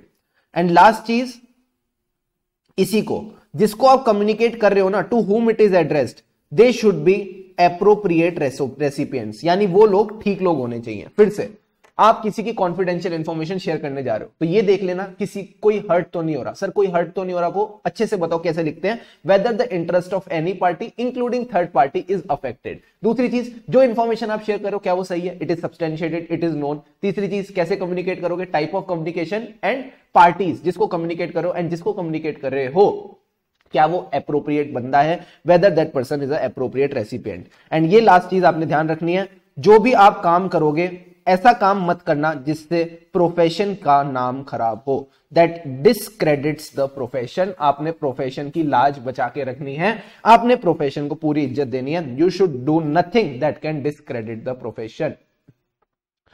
Are the fundamental principles of code of ethics clear? Yes sir clear है, एक बार फटाफट रिवाइज करा दो। सबसे पहले मैंने बोला इंटीग्रिटी। इंटीग्रिटी का क्या मतलब है, स्ट्रेट फॉरवर्ड, ऑनेस्ट, सिंसियर बंदा। ऐसी इंफॉर्मेशन के साथ एसोसिएट ही नहीं होना जो गलत है, फॉल्स है, मिसलीडिंग है, या फिर जहां पे जो चीज होनी चाहिए वो है ही नहीं, ओमिट्स द रिक्वायर्ड इंफॉर्मेशन, या फिर ऐसी इंफॉर्मेशन जो प्रोवाइडेड है नेग्लिजेंटली, बिना सोचे समझे इंफॉर्मेशन दे दी गई है।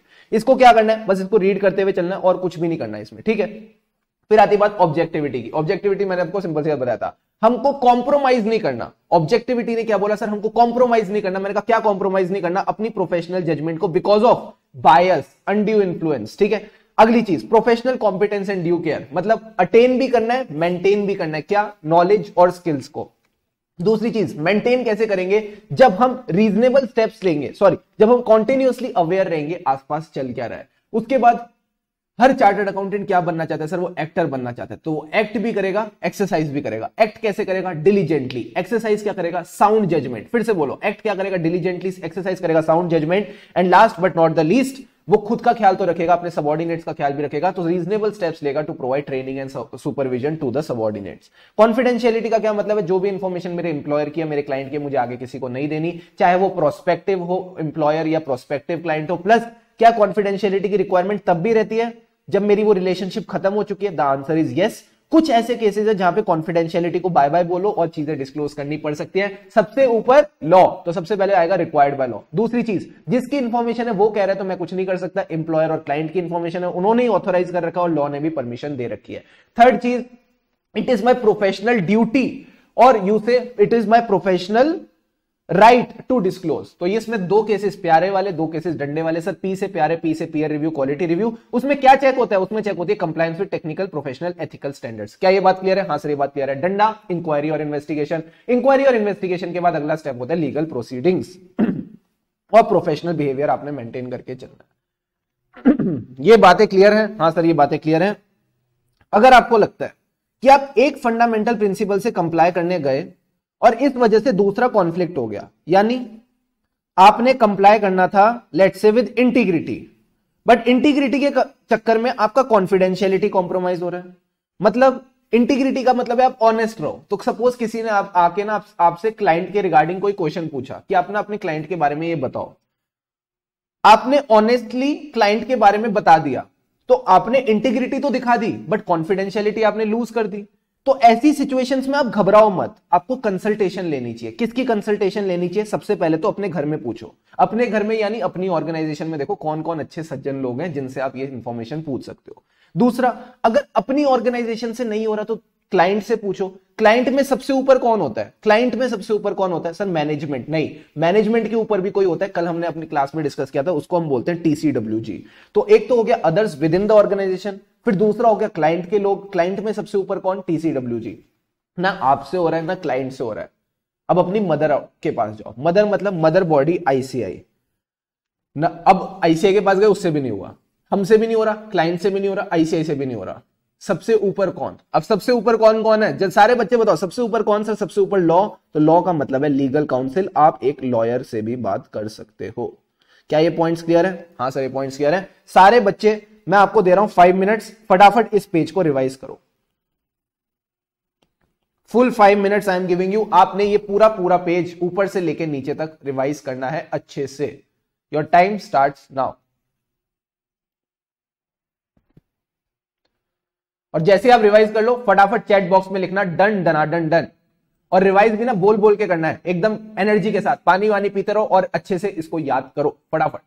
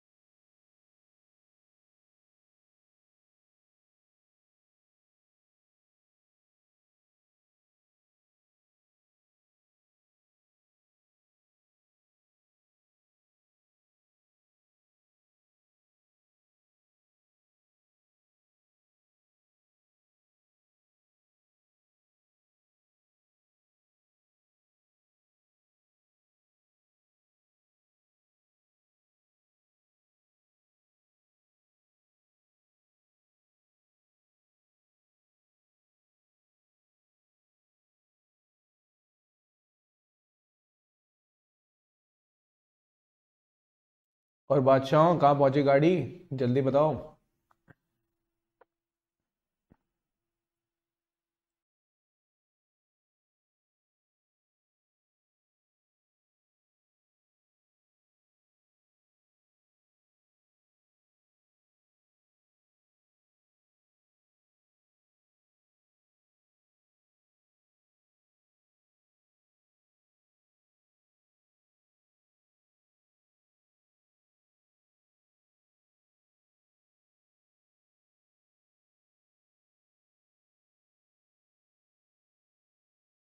हाँ done, so I am getting done done done done, बहुत बढ़िया, बहुत ही बढ़िया, क्या बात है। सबने कर लिया अच्छे से।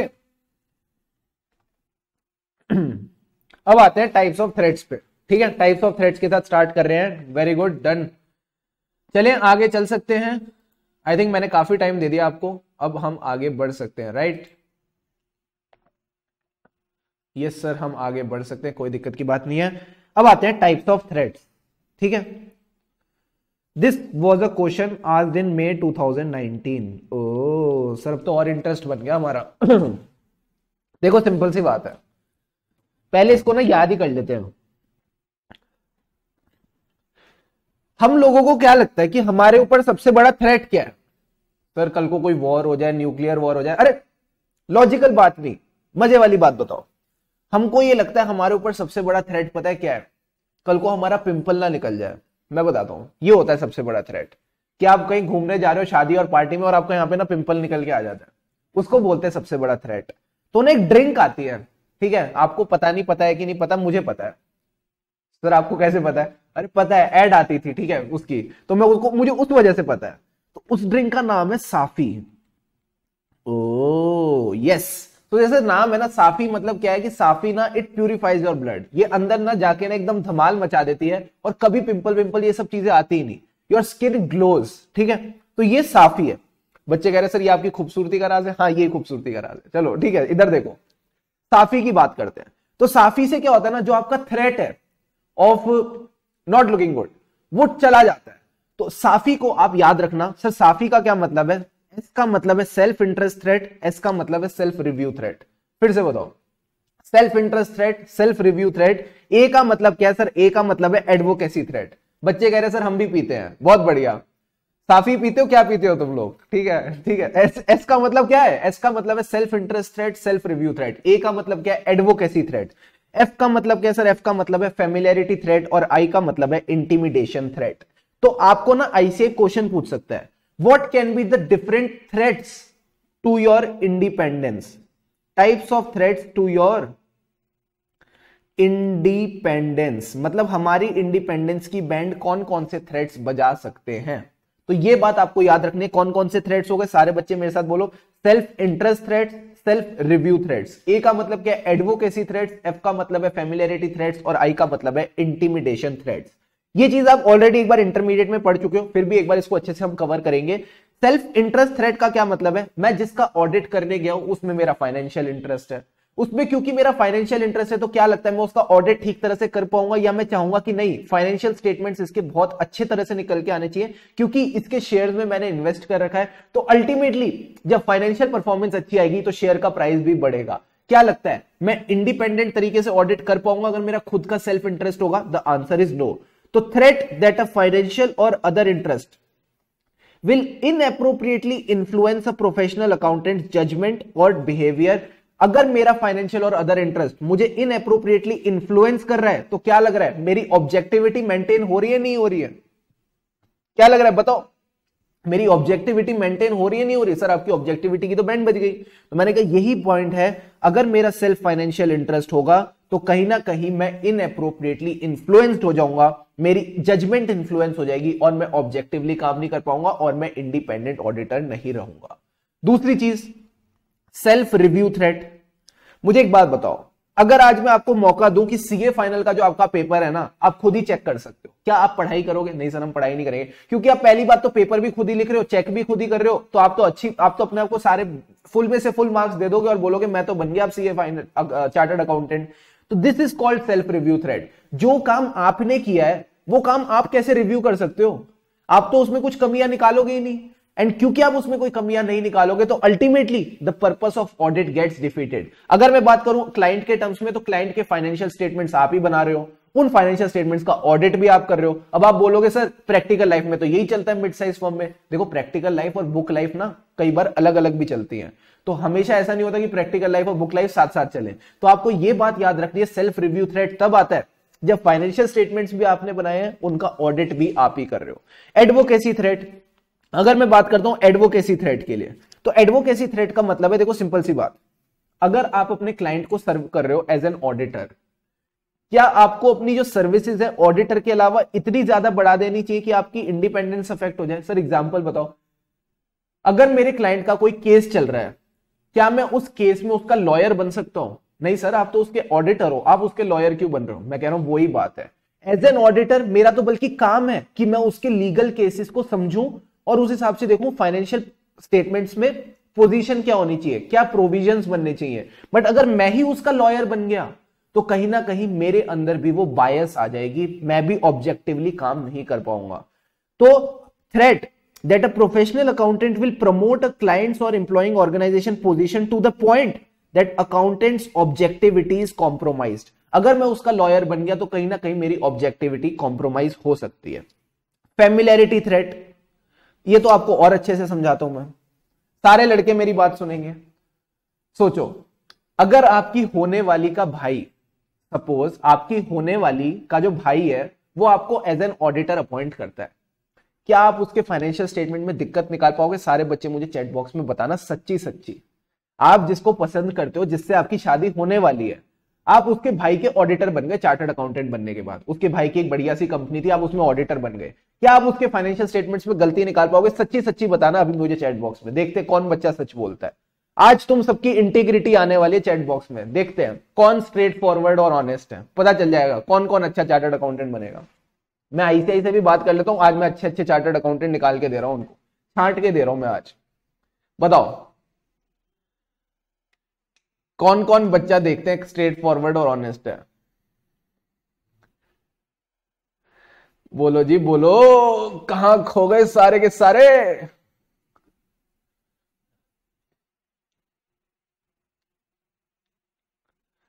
हाँ, देखते कौन कौन बच्चा जाग रहा है। बच्चे कह रहे बिल्कुल नहीं निकालेंगे। हाँ भाई हाँ, हम तो नहीं निकाल पाएंगे। हाँ भाई है ही नहीं। एक बच्चा कह रहा है उसका तो कोई भाई ही नहीं है। सर मैं इस पॉइंट से रिलेट ही नहीं कर पा रहा, होने वाली भाई है ही नहीं। अरे आधों के तो भाई ही नहीं है यार, तुम्हारे तो क्या ही कहें हम, एग्जाम्पल ही गलत हो गया। ठीक है, एक लड़की कह रही है बिल्कुल नहीं निकालेंगे, बहुत ही बढ़िया। तो तुम कैसे निकालोगे? जो तुम्हारा खुद का फैमिली पर्सन है, जिसके साथ तुम्हारी फैमिली रिलेशनशिप है, अगर आपकी फैमिली वाली रिलेशनशिप हो जाती है, आप किसी की गलती नहीं निकाल पाते। और कई बार ऐसा भी होता है, आप अब समझोगे, कई बार ना किसी से फैमिली वाली रिलेशनशिप भी नहीं होती, बट आप उसके साथ इतना टाइम स्पेंड कर लेते हो ना कि वो फैमिली वाली रिलेशनशिप बन जाती है। मैं बताता हूं, सपोज मैं जब ऑडिट करने जाता था तो मैं अपने क्लाइंट्स के साथ ना लंच के बाद टीटी खेलता था, टेबल टेनिस वगैरह खेलता था। ठीक है, उसके बाद इवनिंग आवर्स के बाद कई बार हम थोड़ा पार्टी वार्टी करने भी जाते थे। तो जब ये सारी चीजें होती है ना, तो कहीं ना कहीं आप उनके साथ ना काफी ज्यादा घुल मिल जाते हो। तो जब आप किसी के साथ इतना ज्यादा घुल मिल जाते हो तो वो फैमिली वाली रिलेशनशिप बन ही जाती है। एंड ऐसी ही रिलेशनशिप्स हैं जो इंडिपेंडेंस की बैंड बजा देती है। Threat that a long or close relationship with a client or employing organisation that the professional accountant will be too sympathetic. बिल्कुल यही बात है, आप ज्यादा सिंपैथी लेने लग जाओगे, आप ज्यादा उसकी ना भावनाओं में आ जाओगे। क्लाइंट कहेगा यार मेरे को काफी टाइम से लॉसेस हो रहे हैं, इस बार प्रॉफिट दिखाने दो। आप कहोगे दिखा दे यार, तू भी क्या याद रखेगा? अरे अकाउंटेंट हो यार, कैसे दिखा दे, तू भी क्या याद रखेगा? What is this? आपको सिंपल सी बात है, आप अकाउंटेंट हो, आप इंडिपेंडेंट जजमेंट दो, जो होना चाहिए वही होगा। ठीक है, and last but not the least, आप उनका काम भी फिर उसी तरह से एक्सेप्ट करोगे। तो फेमिलियरिटी थ्रेट आपने याद रखना है। एंड इंटिमिडेशन थ्रेट का मतलब देखो सिंपल सी बात है, किसी को इंटिमिडेट करना मतलब किसी को अनकंफर्टेबल पोजीशन में लेके आना। अनकंफर्टेबल पोजीशन में कैसे आएगा? सपोज आपका क्लाइंट आपको कहता है ये जो मैंने अकाउंटिंग एंट्री पास करी है इसको अप्रूव कर दो वरना मैं आपको निकाल दूंगा, मैं आपको रिमूव कर दूंगा एज एन ऑडिटर। तो अब एक बात सुनो, अगर आपको वो रिमूव कर देगा एज एन ऑडिटर तो फिर तो आपको फीस ही नहीं मिलेगी। सिंपल सी बात है, आपको फीस नहीं मिलेगी, आप कहोगे यार मेरा तो बहुत ही बढ़िया क्लाइंट था ये, अगर एक क्लाइंट चला जाएगा तो मेरी तो दिक्कत हो जाएगी। दूसरा, आप एक अकाउंटेंट हो एक ऑर्गेनाइजेशन में, मैं एक कंपनी के लिए एक अकाउंटेंट हूं, चार्टर्ड अकाउंटेंट हूं, मैं उस कंपनी के फाइनेंशियल स्टेटमेंट्स बनाता हूं, बट मेरे ऊपर एक और सुपरवाइजर है, वो कहता है कि देखो सिंपल सी बात है, हमें ना अकाउंटिंग में इस बार ये कुछ गलत चीजें करनी पड़ेंगी। तो मैंने कहा नहीं यार, हम ये सब गलत चीजें नहीं कर सकते, मैंने प्रोफेशनल एथिक्स में पढ़ा, हमको ठीक से करना पड़ेगा। उसने कहा अगर तूने गलत चीजें नहीं करी ना, मैं तेरा प्रमोशन रोक दूंगा। मैं डर गया, मैं घबरा गया और मैंने उसकी बात मान ली। तो इनको कहते हैं intimidation threat, threat that a professional accountant will be डेटर्ड।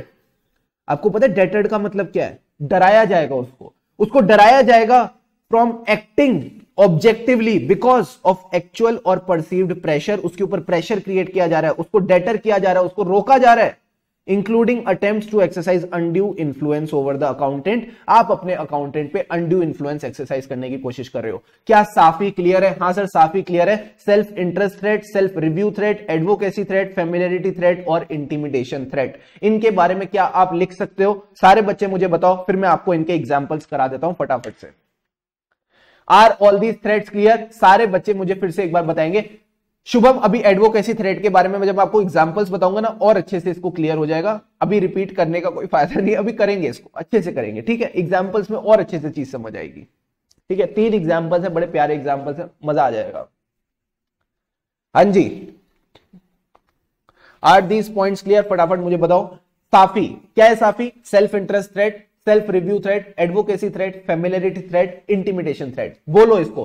Sir हमारी ना बोलने में एनर्जी लग रही है, तो एनर्जी लेके जाओगे कहां? अभी तो सो के उठ के आए हो, बढ़िया बढ़िया ताजे ताजे बैठे हो, इन चीजों पे दिमाग लगाओ, हमेशा के लिए याद हो जाएगी, ठीक है? साफी का क्या मतलब है? लास्ट बार 1 2 3 go. Self interest threat, self review threat, advocacy threat, familiarity threat, intimidation threat. हो यो, चलो चले चले चले चले, yes yes yes sir, we can move ahead, बहुत बढ़िया। अब आती है बात क्या? सर्कमस्टेंसेस। इस पे आ सकता है आपका 4 मार्कर, इस पे भी आपका 4 मार्कर आ सकता है कि कौन से सर्कमस्टेंसेस हैं that can create a self interest threat. तो मैंने आपको ना सेल्फ इंटरेस्ट थ्रेट में एक बढ़िया बात बताई थी कि सेल्फ इंटरेस्ट थ्रेट में हमारा जनरली वो आ जाता है फाइनेंशियल इंटरेस्ट, ठीक है? फाइनेंशियल इंटरेस्ट आ जाता है। तो फाइनेंशियल इंटरेस्ट कैसे कैसे आ सकता है, इसकी बात कर लेते हैं। फाइनेंशियल इंटरेस्ट, सेल्फ इंटरेस्ट का मतलब ही है फाइनेंशियल इंटरेस्ट, ठीक है? तो फाइनेंशियल इंटरेस्ट कैसे कैसे आ सकता है? देखो सिंपल सी बात है, एक तो आप लिख ही दो पहले। तो पहला पॉइंट क्या हो गया? Direct financial interest. मैंने कहा सेल्फ इंटरेस्ट का सबसे पहला पॉइंट ही यही है, डायरेक्ट फाइनेंशियल इंटरेस्ट। अब फाइनेंशियल इंटरेस्ट मेरे क्लाइंट में कैसे बनेगा? जब मुझे उससे फीस मिलेगी तो मैं उस पर डिपेंडेंट हूं कि वो जो है ना टोटल फीस मुझे जो क्लाइंट से मिल रही है, मैं उस पर डिपेंडेंट हूं। क्योंकि मैं उस पर डिपेंडेंट हूं तो कहीं ना कहीं मुझे डर है कि कहीं मैं उसको खो ना दूं। I am concerned about the possibility of losing that client. क्या ये तीनों पॉइंट्स बहुत ही ज्यादा इंटर रिलेटेड है? हाँ सर, ये तो हद ज्यादा इंटर रिलेटेड है। सेल्फ इंटरेस्ट से पहुंचे फाइनेंशियल इंटरेस्ट। मेरे को क्लाइंट में फाइनेंशियल इंटरेस्ट क्यों है? क्योंकि मैं हेवीली डिपेंडेंट हूं on the total fees receive from the client. मेरे को मेरे क्लाइंट से 4 करोड़ रुपए आते हैं और बाकी क्लाइंट से 10 रुपए, 20 रुपए, 30 रुपए आते हैं। 4 करोड़ और 20 रुपए में फर्क है? हाँ सर बहुत फर्क है। तो क्या मैं बहुत ज्यादा डिपेंडेंट हूं एक ही क्लाइंट पे? हाँ सर मैं डिपेंडेंट हूं।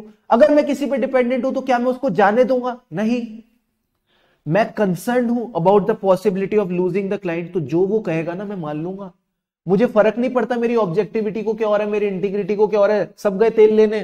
मैं तो बोलूंगा भाई आप जो बोलोगे मैं मानूंगा, आपके हुक्म सर आंखों पर, सिंपल सी बात है। तो ये तो हो गया हमारा possibility of losing the client. तो ये तो हो गया प्रिंसिपल का काम, ठीक है? ये क्या हो गया? प्रिंसिपल का काम। अब आते हैं आर्टिकल पे। अब आर्टिकल को क्या लग रहा है? आर्टिकल को लग रहा है देखो सिंपल सी बात है, आज तो मैं ऑडिट फर्म में हूं, कल मैं इस क्लाइंट के लिए काम कर सकता हूं, कल मैं इस क्लाइंट का एम्प्लॉय बन सकता हूं। तो उसको लग रहा है there is a possibility of potential employment with the client. उसको लग रहा है कि आज तो ठीक है मैं इस क्लाइंट का ऑडिटर हूं, एज एन आर्टिकल मैं अपनी फर्म के लिए काम कर रहा हूं, कल को इस क्लाइंट ने मुझे एम्प्लॉयमेंट अपॉर्चुनिटी दे दी तो मैं इसमें एज एन एम्प्लॉय भी काम कर सकता हूं। तो मेरे लिए ये ऊपर है रादर देन माय फर्म। अगली चीज, आप किसी के साथ फाइनेंशियल इंटरेस्ट और कैसे बना सकते हो? एक तो आप उसके लिए ऑडिट सर्विसेज दे सकते हो, एक आप उसके एम्प्लॉय बन सकते हो, तीसरी चीज, आप उसके साथ बिजनेस रिलेशनशिप कर सकते हो। तो having a close business relationship with a client, अगर आपकी क्लाइंट के साथ क्लोज बिजनेस रिलेशनशिप है तो भी आपका फाइनेंशियल इंटरेस्ट बन जाता है। एंड लास्ट, अगर आपके पास क्लाइंट की कॉन्फिडेंशियल इंफॉर्मेशन का एक्सेस है तो भी आप उसको यूज कर सकते हो for personal gain, and that is also an example of financial interest. क्या ये बातें क्लियर है? हाँ सर, ये बातें क्लियर है। इनको जल्दी से समराइज कर लेते हैं नोट्स में। सारे बच्चे इनको लिखो। What are the different circumstances that can create and you can say self interest threat. तो सबसे पहला हो गया फाइनेंशियल इंटरेस्ट। फाइनेंशियल इंटरेस्ट में प्रिंसिपल को क्या चाहिए सर? प्रिंसिपल को डर, प्रिंसिपल हेविली डिपेंडेंट है। किस चीज पे डिपेंडेंट है? Heavily dependent on the total fees. इस वजह से उसको क्या है सर? इस वजह से उसको फियर है, fear of losing the client. Article के मन में क्या चल रहा है सर? आर्टिकल के मन में चल रहा है that he is expecting a potential employment with the client, potential employment. और कैसे फाइनेंशियल इंटरेस्ट हो सकता है? क्लोज बिजनेस रिलेशनशिप की वजह से, क्लोज बिजनेस रिलेशनशिप की वजह से। And last but not the least, मेरे पास क्लाइंट की कॉन्फिडेंशियल इंफॉर्मेशन है जिसको मैं यूज कर सकता हूं, जिसको मैं यूज कर सकता हूं फॉर पर्सनल गेन। क्या ये पॉइंट्स क्लियर है? हाँ सर, ये पॉइंट्स क्लियर है। हम आगे बढ़ सकते हैं। जल्दी से इसको नोट डाउन कर लो, 1 मिनट दे रहा हूं, फटाफट से इसको नोट डाउन कर लो आप, फिर आगे बढ़ते हैं। इसको आप अपनी नोटबुक में लिख लो, जो आपको मैंने बताया था ना, रजिस्टर और पेन लेके बैठना, फटाफट उसमें लिख लो इनको। Circumstances that can create a self-interest threat.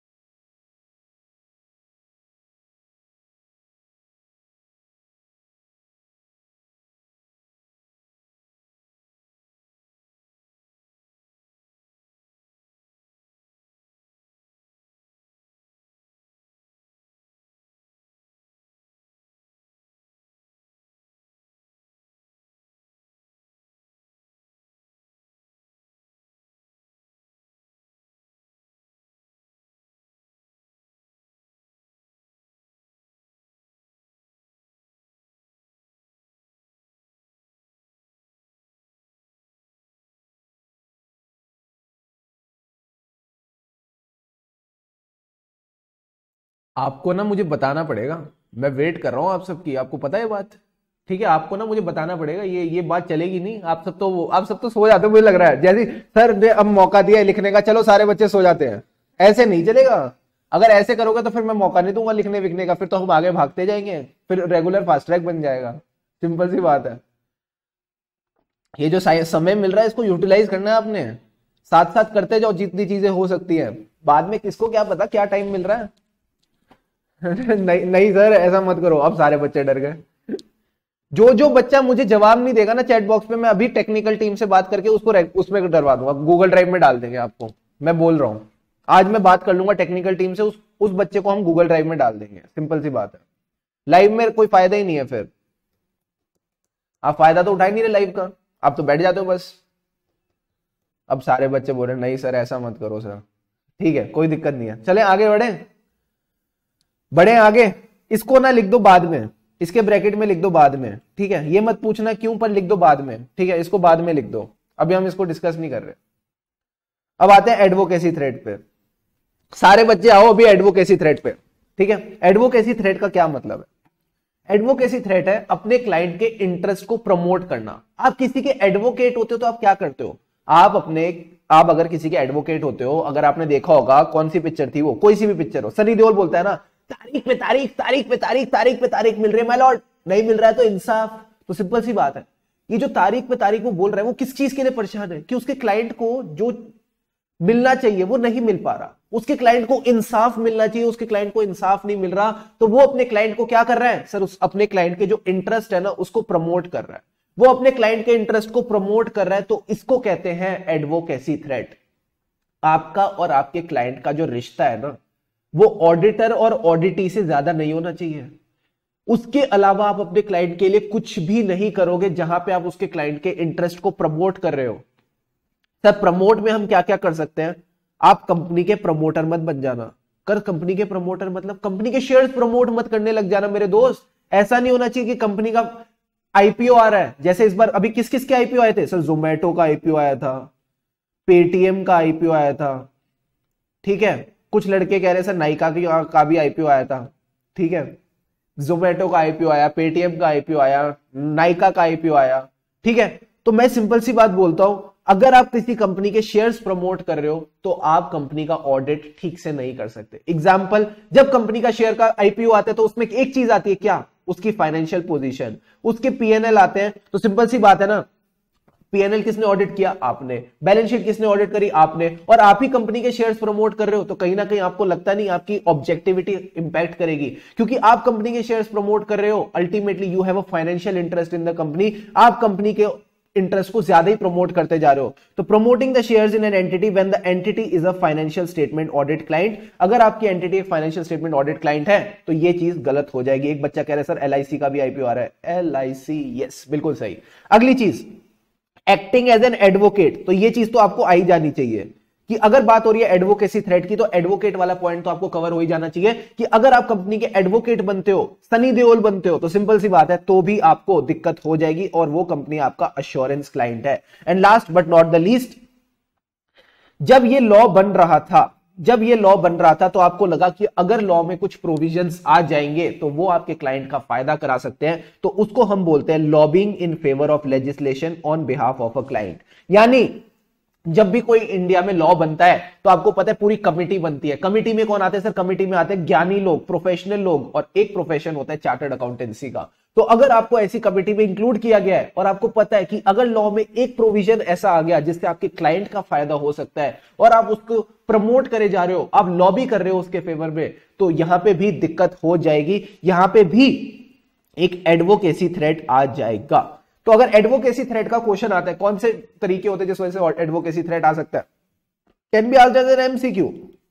तो एमसीक्यू में आप सिंपल सी बात करना है, आपने क्लाइंट का इंटरेस्ट प्रमोट नहीं करना। प्रमोट से प्रमोटिंग द शेयर्स, एडवोकेसी से एडवोकेट। और एक बात याद रखना, एडवोकेट क्या पढ़ता है सर? एडवोकेट लॉ पढ़ता है। तो जब लॉ बन रहा था तब भी आप क्लाइंट का इंटरेस्ट प्रमोट नहीं करोगे। You will not lobby in favour of a legislation on behalf of a client. And अब अगला पॉइंट आता है फेमिलियरिटी थ्रेट, ठीक है। फेमिलियरिटी थ्रेट की बात की जाए तो सिंपल सी बात है, अगर मेरा कोई फैमिली मेंबर क्लाइंट की जगह पे होगा, अगर मेरा कोई फैमिली मेंबर क्लाइंट ऑर्गेनाइजेशन का पार्ट होगा, कंपनी का पार्ट होगा जिसका मैं ऑडिट कर रहा हूं, तो मैं उसकी कभी गलतियां ही नहीं निकाल पाऊंगा। तो a member of the engagement team having a close or immediate family relationship with the director or officer of the client. हमारी रिलेशनशिप किसके साथ है सर? डीओ के साथ। सर डीओ कौन है? Director or officer. सारे बच्चे मेरे साथ बोलोगे, सारे बच्चे मेरे साथ बोलोगे, जल्दी से बताओ कौन है डीओ? सर डीओ का मतलब है director or officer of the client. अगर उनके साथ मेरी फैमिली रिलेशनशिप होगी तो कहीं ना कहीं मैं उनका ऑडिट ठीक से नहीं कर पाऊंगा, मैं अपना ऑब्जेक्टिविटी ठीक से नहीं निकाल पाऊंगा, मैं उसका पूरा फायदा नहीं उठा पाऊंगा। क्या ये बात क्लियर है? हाँ सर ये बात क्लियर है। दूसरी चीज सर, डायरेक्टर और ऑफिसर तो ऊपर वाले लोग हो गए। ऐसा भी तो हो सकता है हमारी फैमिली रिलेशनशिप एक ऐसे इंप्लॉय के साथ है जो खुद फाइनेंशियल स्टेटमेंट्स बनाता है, क्योंकि financial statement director or officer तो नहीं बनाते, वो तो बस अप्रूव करते हैं, बट अल्टीमेटली फाइनेंशियल स्टेटमेंट तो कोई चार्टर्ड अकाउंटेंट नॉर्मल लेवल का इंप्लॉय बनाता है। तो सर नॉर्मल लेवल का जो इंप्लॉय है वो कब दिक्कत होगी? वो तब दिक्कत होगी जब वो वाला इंप्लॉय होगा जो फाइनेंशियल स्टेटमेंट्स बना ही रहा है। यानी member of the engagement team having a close or immediate family relationship with the employee of a client who is in a position to exert direct and significant influence over the subject matter of engagement. Sir ये subject matter of engagement का क्या मतलब है? ध्यान से सुनो। Subject matter of engagement मतलब जिस चीज का ऑडिट हो रहा है उसको हम सब्जेक्ट मैटर ऑफ एंगेजमेंट बोलते हैं। In a position to exert direct and significant influence, यानी क्या मैं ये बोल दूं ये वही बंदा है जो फाइनेंशियल स्टेटमेंट्स बना रहा है? क्या मैं ये बोल सकता हूं ये वही बंदा है जो फाइनेंशियल स्टेटमेंट बना रहा है? बिकॉज डायरेक्टली एसोसिएटेड है सब्जेक्ट मैटर ऑफ एंगेजमेंट पे and can significantly influence also. तो कहीं ना कहीं ये वही बंदा है जो फाइनेंशियल स्टेटमेंट बना रहा है। अगर मेरी इसके साथ भी कोई फैमिली रिलेशनशिप हुई क्या मैं इसकी गलतियां निकाल पाऊंगा? द आंसर इज नो, मैं इसका ऑडिट ठीक से नहीं कर पाऊंगा। तो मेरी फैमिली रिलेशनशिप किसके साथ दिक्कत में लाएगी? एक तो डीओ के साथ और एक ऐसे एम्प्लॉय के साथ who is in a position to exert, ऐसे करो, to exert significant and direct influence over the subject matter of engagement. क्या ये दोनों बातें क्लियर है? जल्दी से बताओ मुझे, क्या ये दोनों पॉइंट्स क्लियर हैं? किसके साथ है रिलेशनशिप? सर रिलेशनशिप है डीओ के साथ और एम्प्लॉय के साथ, और एम्प्लॉय ऐसा वैसा एम्प्लॉय नहीं है, मैं अभी भी बोल रहा हूं, who is in a position to exert direct and significant influence over the subject matter of engagement. Subject matter of engagement यानी वो चीज जिसका ऑडिट हो रहा है, जो हमारे असाइनमेंट का क्रूशियल पार्ट है। क्या ये बातें क्लियर है? हाँ सर ये बातें क्लियर है। अगले पॉइंट पे बढ़ते हैं। हमारा एक फॉर्मर पार्टनर, मतलब हमारी फर्म का ही एक पार्टनर आज कंपनी का डायरेक्टर या ऑफिसर बन गया है, या फिर वो एम्प्लॉय बन गया है who is in a position to exert direct and significant influence over the subject matter of engagement। तो मैं बोल रहा हूं मेरी फैमिली रिलेशनशिप नहीं है, बट मेरी फर्म का एक पार्टनर हुआ करता था, वो पार्टनर आज कंपनी का डायरेक्टर या ऑफिसर बन गया, डीओ बन गया, या वो वाला एम्प्लॉय बन गया, ऐसा वैसा एम्प्लॉय नहीं, who is in a position to exert direct and significant influence over the subject matter of engagement। and last but not the least, मैंने कहा था ना, जब आप किसी के साथ बहुत ज्यादा समय बिताते हो तो भले ही वो आपकी फैमिली का पार्ट ना हो, बट फैमिली वाली फीलिंग बन जाती है। तो यही बात यहां पे लिख रखी है कि अगर आप किसी के साथ लॉन्ग एसोसिएशन रखते हो, आप किसी के साथ 5 साल 6 साल 7 साल 8 साल से जुड़े हुए हो, तो कहीं ना कहीं भले ही वो आपकी फैमिली मेंबर का पार्ट ना हो, आपकी ब्लड रिलेशन ना हो, बट आपकी उसके साथ एक ऐसी केमिस्ट्री बन जाती है कि वो एक फैमिली जैसा ही लगने लगता है। So long association of an audit team member with the audit client. तो अगर ये ऑडिट क्लाइंट के साथ हमारे ऑडिट टीम मेंबर के ज्यादा लॉन्ग एसोसिएशन हो गए तो दिक्कत की बात हो जाएगी। ठीक है, तो ये फैमिलियरिटी थ्रेट्स है। फैमिलियरिटी थ्रेट कब होता है? जब हमारा फैमिली रिलेशनशिप होता है। किसके साथ होता है? डीओ के साथ, एम्प्लॉय के साथ, या फिर हमारा जो पार्टनर है वो क्या बन गया क्लाइंट का? वो क्लाइंट का डीओ बन गया। सर डीओ मतलब डायरेक्टर और ऑफिसर, या फिर वो क्लाइंट का वो वाला एम्प्लॉय बन गया who is in a position to exert direct and significant influence over the engagement. And last but not the least, long term association with the client of a engagement team member. ये भी हमारा familiarity threat बना सकता है। Are these 4 points clear? फटाफट सारे बच्चे मुझे बताएंगे, then will move ahead. Familiarity threat तो बहुत इजी है, बहुत इजी है, कुछ भी नहीं है इसमें। क्या इसमें कुछ है दिक्कत वाली बात? सारे बच्चे मुझे बताओ, देन विल मूव अहेड।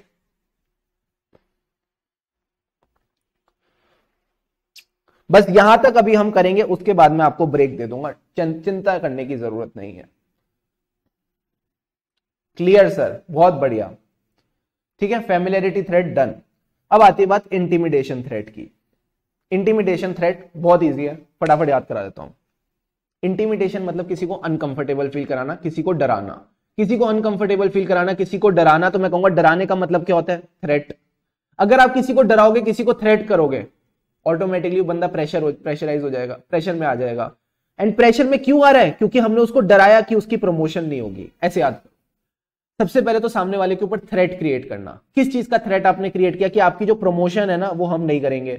अगर हम उसकी प्रमोशन नहीं करेंगे तो सर वो प्रेशराइज हो जाएगा, तो इसको हम इंटिमिडेशन थ्रेट बोलते हैं। एक बार जल्दी से पढ़ लेते हैं। थ्रेट किस चीज का? कि हम एक ऑडिटर को डिसमिस कर देंगे या उसको रिप्लेस कर देंगे, या फिर हम उस पर प्रेशर क्रिएट कर रहे हैं कि देखो सिंपल सी बात है, टू एग्री करना है उसको जजमेंट ऑफ अ क्लाइंट पे, because client has more expertise on the matter in question. यानी जिस चीज पे ऑडिटर और क्लाइंट में बहस चल रही है, जिस चीज पे उनकी आर्ग्यूमेंट चल रही है, क्लाइंट कहता है भाई मेरी बात सुन ले, मेरे पास तेरे से ज्यादा एक्सपीरियंस है इस चीज को लेके, so I am in a better position to influence you, मेरी बात मान जा। आप उस पर प्रेशर क्रिएट कर रहे हो। And last but not the least, अगर आप एक चार्टर्ड अकाउंटेंट हो और आप एक कंपनी के अकाउंट्स प्रिपेयर करते हो और आपका सीनियर कहता है देखो सिंपल सी बात है, अगर तूने ये इनएप्रोप्रिएट अकाउंटिंग ट्रीटमेंट नहीं किया, अगर आपने अकाउंट्स में ये गड़बड़ नहीं की, तो आपकी प्लान्ड प्रमोशन नहीं होगी। तो कहीं ना कहीं वो आप पे इंटिमिडेशन थ्रेट क्रिएट कर रहा है। इनको क्या करना है सर? इनको सिर्फ रीड करना है और आपको बस कीवर्ड्स याद रखने हैं। कीवर्ड्स क्या क्या है? पहले तो आपने थ्रेट क्रिएट किया। थ्रेट किस चीज का? कि प्रमोशन नहीं होगी। क्योंकि आपने बोला थ्रेट क्रिएट करके प्रमोशन नहीं होगी, तो सामने वाला बेचारा प्रेशर पे आ गया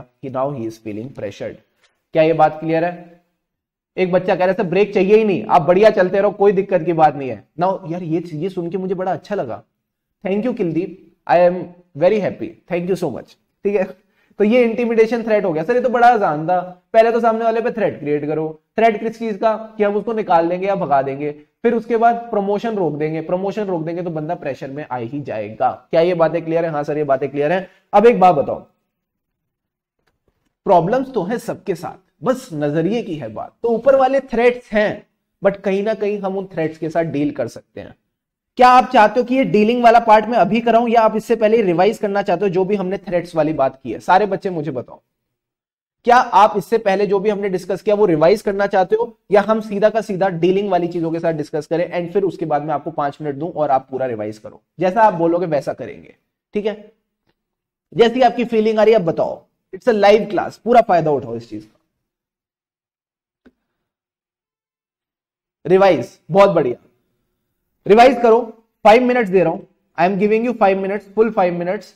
फटाफट सारे जो भी थ्रेड्स हैं यहां से साफी से लेके सर्कमस्टेंसेस, ये आप 5 मिनट्स में बढ़िया तरीके से रिवाइज कर लो। उसके बाद मैं आपको ये 5 पॉइंट्स याद करा दूंगा एंड हम फिर आगे बढ़ेंगे। Is that clear? Yes sir, that's clear. चलो फटाफट शुरू हो जाओ, 5 मिनट शुरू होते हैं अब।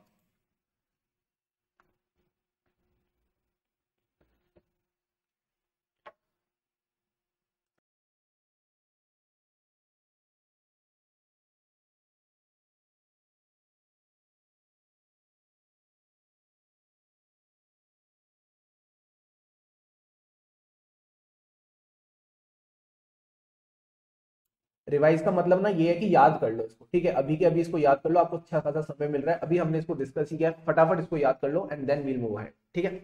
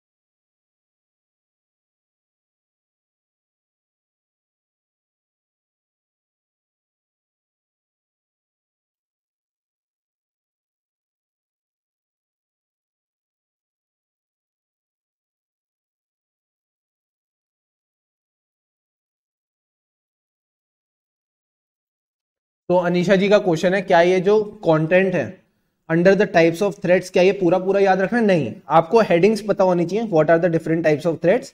इनके अंदर का जो है आप पार्ट अपने हिसाब से भी लिख सकते हो, कोई दिक्कत की बात नहीं है। You can write in your own language also, but these, ये जो साफी वाला पार्ट है ये आपको याद होना चाहिए, क्या टाइप्स ऑफ थ्रेड्स।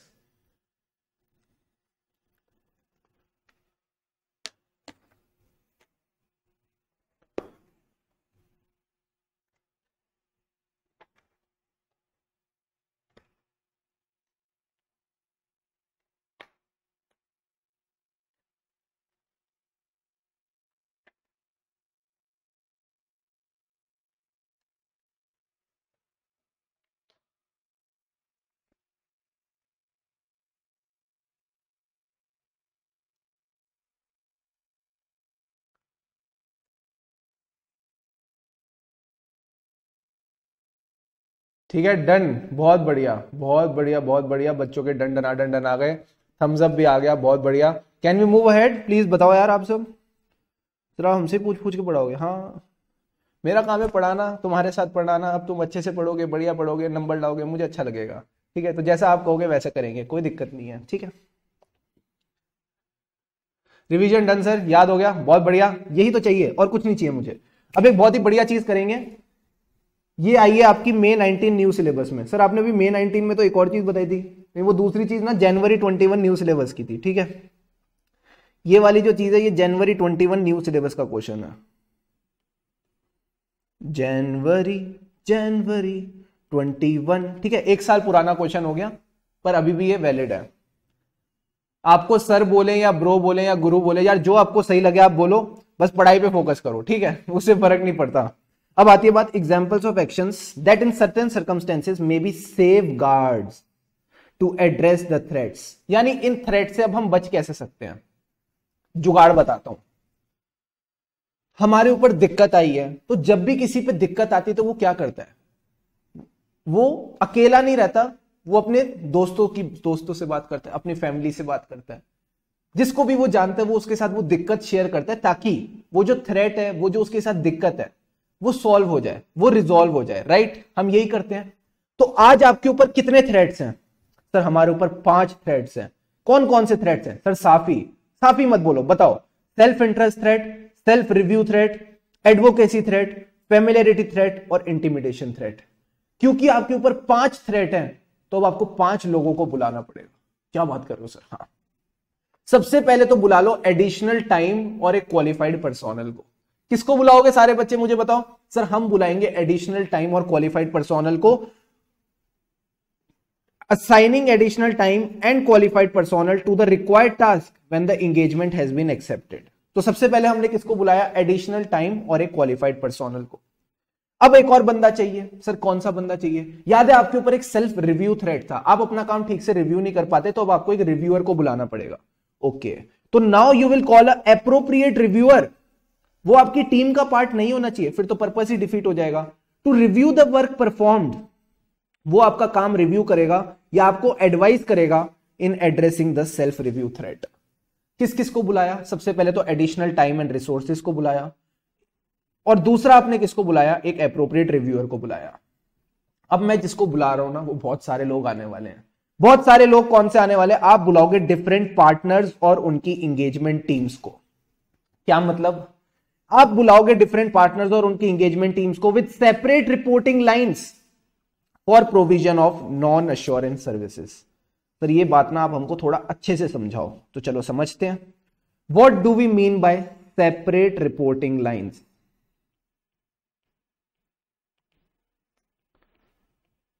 तो I was a part of this famous big four called EY। आपको पता है इसमें रिपोर्टिंग लाइन कैसे होती है? मैं ऑडिट का पार्ट था, ठीक। तो जो ऑडिट के पार्ट होते हैं उसमें ऐसे होता है, सबसे ऊपर कौन? सर सबसे ऊपर लॉ नहीं, फर्म की बात हो रही है तो फर्म में सबसे ऊपर पार्टनर, पार्टनर के नीचे आता है सीनियर डायरेक्टर या डायरेक्टर, इसके नीचे कौन आता है? सीनियर मैनेजर या मैनेजर, इसके नीचे कौन आता है? असिस्टेंट मैनेजर, जिसको हम प्यार से AM बोलते हैं। देन इनके नीचे आता है एग्जीक्यूटिव, एंड लास्ट में आते हैं हम जैसे प्यारे लोग, जिनको हम प्यार से बोलते हैं आर्टिकल्ड असिस्टेंट्स। ठीक है, तो ये एक रिपोर्टिंग लाइन हो गई ऑडिट की, ये ऑडिट की रिपोर्टिंग लाइन हो गई। अब आती है बात टैक्स की। टैक्स में क्या होता है? सर टैक्स में भी टैक्स का कोई पार्टनर रहता होगा, इसको हम TP बोल देते हैं, TP टैक्स पार्टनर। यहां पे टैक्स का डायरेक्टर होगा, यहां पे टैक्स का मैनेजर होगा TM, यहां पे टैक्स का असिस्टेंट मैनेजर होगा TAM, टैक्स का कंसल्टेंट होगा, जनरली वहां पे कंसल्टेंट वर्ड यूज किया जाता है, एग्जीक्यूटिव नहीं यूज किया जाता, तो TC, एंड इसका भी एक TAA होगा, टैक्स वाला आर्टिकल असिस्टेंट। अब एक बात बताओ, जब हम ऑडिट का काम कर रहे हैं तो ऑडिट के लोग लगेंगे, ठीक है, ऑडिट के लोग लगेंगे, पर जब बात आएगी टैक्स की, क्या टैक्स वाला काम भी यही लोग करेंगे या टैक्स वाला काम इनको करना चाहिए? बताओ। टैक्स वाला काम भी ऑडिट वाला बंदा करेगा, टैक्स वाला काम टैक्स वाले बंदे को करना चाहिए? सारे बच्चे मुझे बताओ, who should do the work of tax? Audit की रिपोर्टिंग लाइन से किसी को उठा लूं या टैक्स वाली रिपोर्टिंग लाइन से उठाऊं? जल्दी बताओ।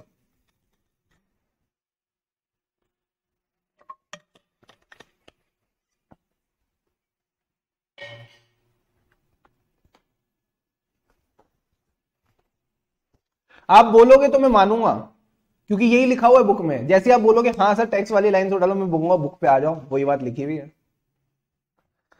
किससे उठाना है, यहां से या यहां से?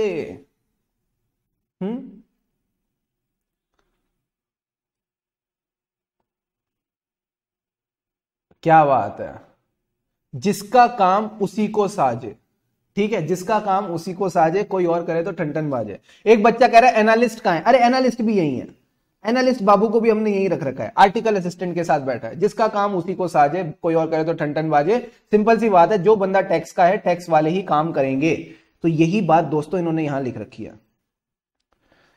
Using different partners and engagement teams with separate reporting lines for provision of non-assurance services। इसको सिंपलिस्टिक तरीके से आप बोलो नॉन अश्योरेंस यानी non audit services. Non audit services यानी जिन सर्विसेज को आप ऑडिट के अलावा देखते हो एक क्लाइंट को देते हुए। क्या क्या सर्विसेज हो सकती है सर? मैनेजमेंट कंसल्टेंसी सर्विसेज हो सकती है, टैक्सेशन की सर्विसेज हो सकती है, इंटरनल ऑडिट की सर्विसेज हो सकती है। तो क्या स्टेट ऑडिट वाले सारे काम करेंगे? सर स्टेट ऑडिट वाले सारे काम करेंगे तो कॉम्प्रोमाइज हो जाएगी ना क्वालिटी, कॉम्प्रोमाइज हो जाएगी उनकी जजमेंट। कल को मुझे टैक्सेशन के मैटर पे प्रोविजन बनाना होगा और मैं टैक्स का काम कर रहा हूं तो कहीं ना कहीं मेरी ऑब्जेक्टिविटी हर्ट हो जाएगी, राइट? तो आपको डिफरेंट पार्टनर्स और एंगेजमेंट टीम्स को भी लाना है। प्लस सर ये पार्टनर और एंगेजमेंट टीम मिला के तो एक फर्म ही बन सकती है। मैंने कहा हाँ, एक फर्म को भी ले आओ। Involving another firm to perform or reperform a part of engagement, यानी मेरी एंगेजमेंट का एक पार्ट दूसरी फर्म को ही मैं करवा लूंगा।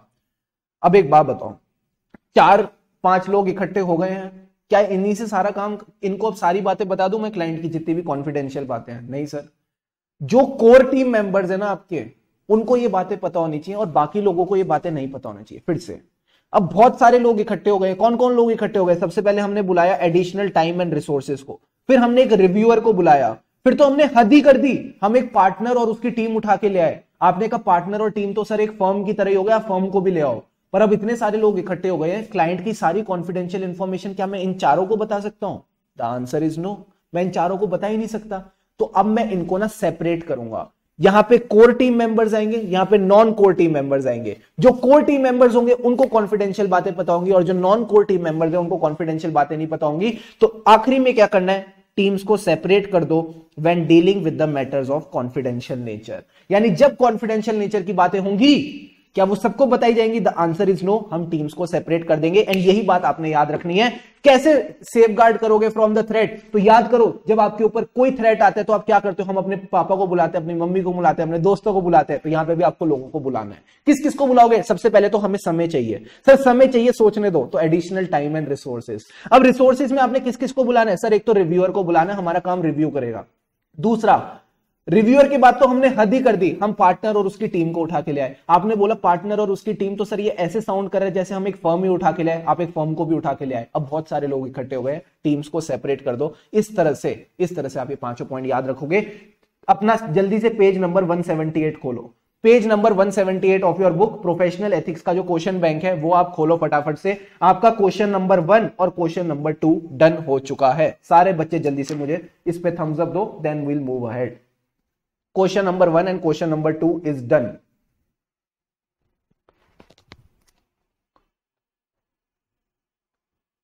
प्रोफेशनल एथिक्स का जो क्वेश्चन बैंक है उसमें सबसे पहले पेज पे 2 क्वेश्चन दे रखे हैं, वो हमने निपटा दिए। ठीक है, पहला क्वेश्चन क्या कह रहे हैं? सिंपल सी बात है, enumerate some engagement specific safeguards which you may introduce in your work environment to ward off such threats. Ward off such threats मतलब थ्रेट्स को दूर भगाने के लिए। थ्रेड्स को दूर भगाने के लिए मैंने क्या कहा, 4-5 लोगों को बुला लो। किस किस को बुलाया, सर हमको समय चाहिए, एडिशनल टाइम एंड रिसोर्सेज। दूसरा किसको बुलाया, एक रिव्यूअर को बुला दिया जो हमारा काम रिव्यू करेगा, कहीं ना कहीं सेल्फ रिव्यू थ्रेड को दूर भगाएगा। फिर हमने तो हद ही कर दी। सर हद कैसे कर दी, लिख दो, ब्रैकेट में लिख दो हद कर दी। सर हद कर दी का क्या मतलब है, हद कर दी मतलब एक पार्टनर और उसकी टीम को उठा के लिया, पार्टनर और उसकी टीम जैसे एक फर्म को उठा के लिया है। फोर्थ पॉइंट हो गया involving another firm to perform or reperform part of engagement. And last but not the least, सबको सेपरेट कर दो when dealing with the matters of confidential nature. क्या ये बातें क्लियर है? हाँ सर ये 5 पॉइंट्स क्लियर है। इसके बाद हमारे को आना है कहां पे, then we talked about types of threats. तो ये टाइप्स ऑफ थ्रेड्स क्वेश्चन 2 है, हमारा ये पार्ट कवर हो गया। सर पेज नंबर क्या है, पेज नंबर 178 है। अभी जो करंट एडिशन है, अगर आपके पास कोई और एडिशन आता है तो आप उसमें से प्रोफेशनल एथिक्स का फर्स्ट पेज पे 2 क्वेश्चन है उनको करेंगे। Are these points clear? हाँ सर ये पॉइंट्स क्लियर है। अब फटाफट मैं आपको 2-3 बढ़िया से सेक्शंस पढ़ाता हूँ, छोटे छोटे से सेक्शन है, उसमें कुछ भी ज्यादा चीजें नहीं है, इनको आपने बस रीड करना है और कुछ भी नहीं है। सबसे पहली बात होगी सेक्शन 8 की। सर 8 का क्या मतलब है, disabilities for the purpose of membership. जिस बच्चे ने लॉ पढ़ रखा है जल्दी से कोई मुझे बताएगा डिस्क्वालिफिकेशन ऑफ डायरेक्टर का सेक्शन क्या होता है, जल्दी से बताओ मुझे, मैं तुमको एक अलग ही इंटर रिलेशन करा के दूंगा अभी। डिस्क्वालिफिकेशन ऑफ डायरेक्टर का क्या सेक्शन होता है, देखते किस बच्चे को याद है। इसका ना 8 से बहुत बढ़िया रिलेशन है, मुझे तो हमेशा से वैसे ही याद हुआ है सेक्शन 8। बहुत बढ़िया, क्या बात है Anisha ji, the answer is section 164, 8 the 64। सर क्या फालतू बात करी आपने, भाई यही तरीका होता है, तुम्हारे दिमाग में बस यही सब चीजें चलनी चाहिए, एक तार से दूसरी तार जुड़ जाती है ना तो अपने आप सारी चीजें हो जाती हैं। अब तो सबने एकदम बिल्कुल सही, अरे क्या बात है भाई, सारे समझदार बच्चे। एक बच्चा बोल रहा है 165, पायल जी 165 होता है मैक्सिमम नंबर ऑफ डायरेक्टरशिप्स, 164 होता है डिस्क्वालिफिकेशन ऑफ डायरेक्टर। भाई साहब क्या बढ़िया बच्चे मिले हैं, मजा आ गया, बहुत ही बढ़िया। 164 होता है तो इससे याद रख लो, 8 द 64 वो डिस्क्वालिफिकेशन की बात करता है, डिसेबिलिटी की बात करता है। क्या क्या डिसेबिलिटीज है, फटाफट सारे बच्चे मेरी बात सुनेंगे, बहुत जल्दी इसको खत्म करेंगे, इस पर टाइम लगाने की जरूरत नहीं है। अगर आपकी उम्र 21 साल से कम है तो आप क्या नहीं कर सकते, सर हम शादी नहीं कर सकते। तो तुम शादी भी नहीं कर सकते, तुम सीए भी नहीं बन सकते, ठीक है, तुम्हें मेंबरशिप नहीं मिलेगी अगर आपकी एज 21 ईयर से कम है। दूसरी चीज, आप पागल हो और ये बात कोर्ट मानता है, यानी you have unsound mind, and ये आपका दोस्त वगैरह नहीं कहते, ऐसा कोर्ट भी मानता है। अगली चीज, आपके पास पैसे नहीं है, that is you are an undischarged insolvent. अगली चीज, आपका दिवाला तो निकल ही गया है, बट यहां पे क्या है कि आपको डिस्चार्ज कर दिया है, मतलब आपको डिस्चार्ज कर दिया एज एन इंसॉल्वेंट, बट आपको ना कोर्ट से सर्टिफिकेट नहीं मिला। सर किस चीज का सर्टिफिकेट नहीं मिला, कि जो आपकी इंसॉल्वेंसी हुई थी ना वो आपकी मिसफॉर्च्यून की वजह से हुई थी, यानी आपका किस्मत खराब थी। अगर आपको ऐसा सर्टिफिकेट दे देना कोर्ट कि आपकी जो इंसॉल्वेंसी थी वो इस वजह से हुई थी क्योंकि आपकी किस्मत खराब थी, तो उसको इंसॉल्वेंसी नहीं मानते, उसमें कोई दिक्कत की बात नहीं है। बट अगर आपके पास ऐसा सर्टिफिकेट नहीं है तो कहीं ना कहीं ये आप ही की बेवकूफी थी जिस वजह से आप इंसॉल्वेंट हुए, तो ऐसे केस में भी आप डिसेबल हो जाते हो for the purpose of membership. तो बस इसको रीड कर लेना। अगली चीज, अगर आपको जेल हो गई या काला पानी की सजा, ब्रैकेट में लिख दो, जेल हो गई या काला पानी की सजा हो गई, काला पानी की सजा, तो अगर आपको जेल या काला पानी की सजा हो जाती है तो भी आपकी मेंबरशिप ली जाएगी। प्लस क्या मैं, अगर मुझे जेल हो गई है या काला पानी की सजा हो गई है फिर भी मैं मेंबरशिप ले सकता हूं? द आंसर इज यस, अगर मुझे सेंट्रल गवर्नमेंट से ऑर्डर आ जाए इन राइटिंग, तो यहां पे लिख दो एक्सेप्शन। एक्सेप्शन क्या है सर, अगर सेंट्रल गवर्नमेंट राइटिंग में ऑर्डर दे दे कि भाई कोई दिक्कत नहीं है इस बंदे को मेंबर बना दो, तो वो मेंबर बनेगा। And last but not the least, अगर आपको आईसीआई ने रिमूव कर दिया from the membership for a professional और अदर मिसकंडक्ट, आपने कोई प्रोफेशनल और अदर मिसकंडक्ट कर दिया तो भी आपकी मेंबरशिप ली जा सकती है। क्या ये सारे पॉइंट्स क्लियर है? हाँ सर ये सारे पॉइंट्स क्लियर हैं। फटाफट आते हैं टाइप्स ऑफ मेंबर्स पे। सर टाइप्स ऑफ मेंबर्स क्या मतलब, 2 तरह के मेंबर होते हैं, एसोसिएट मेंबर और फेलो मेंबर।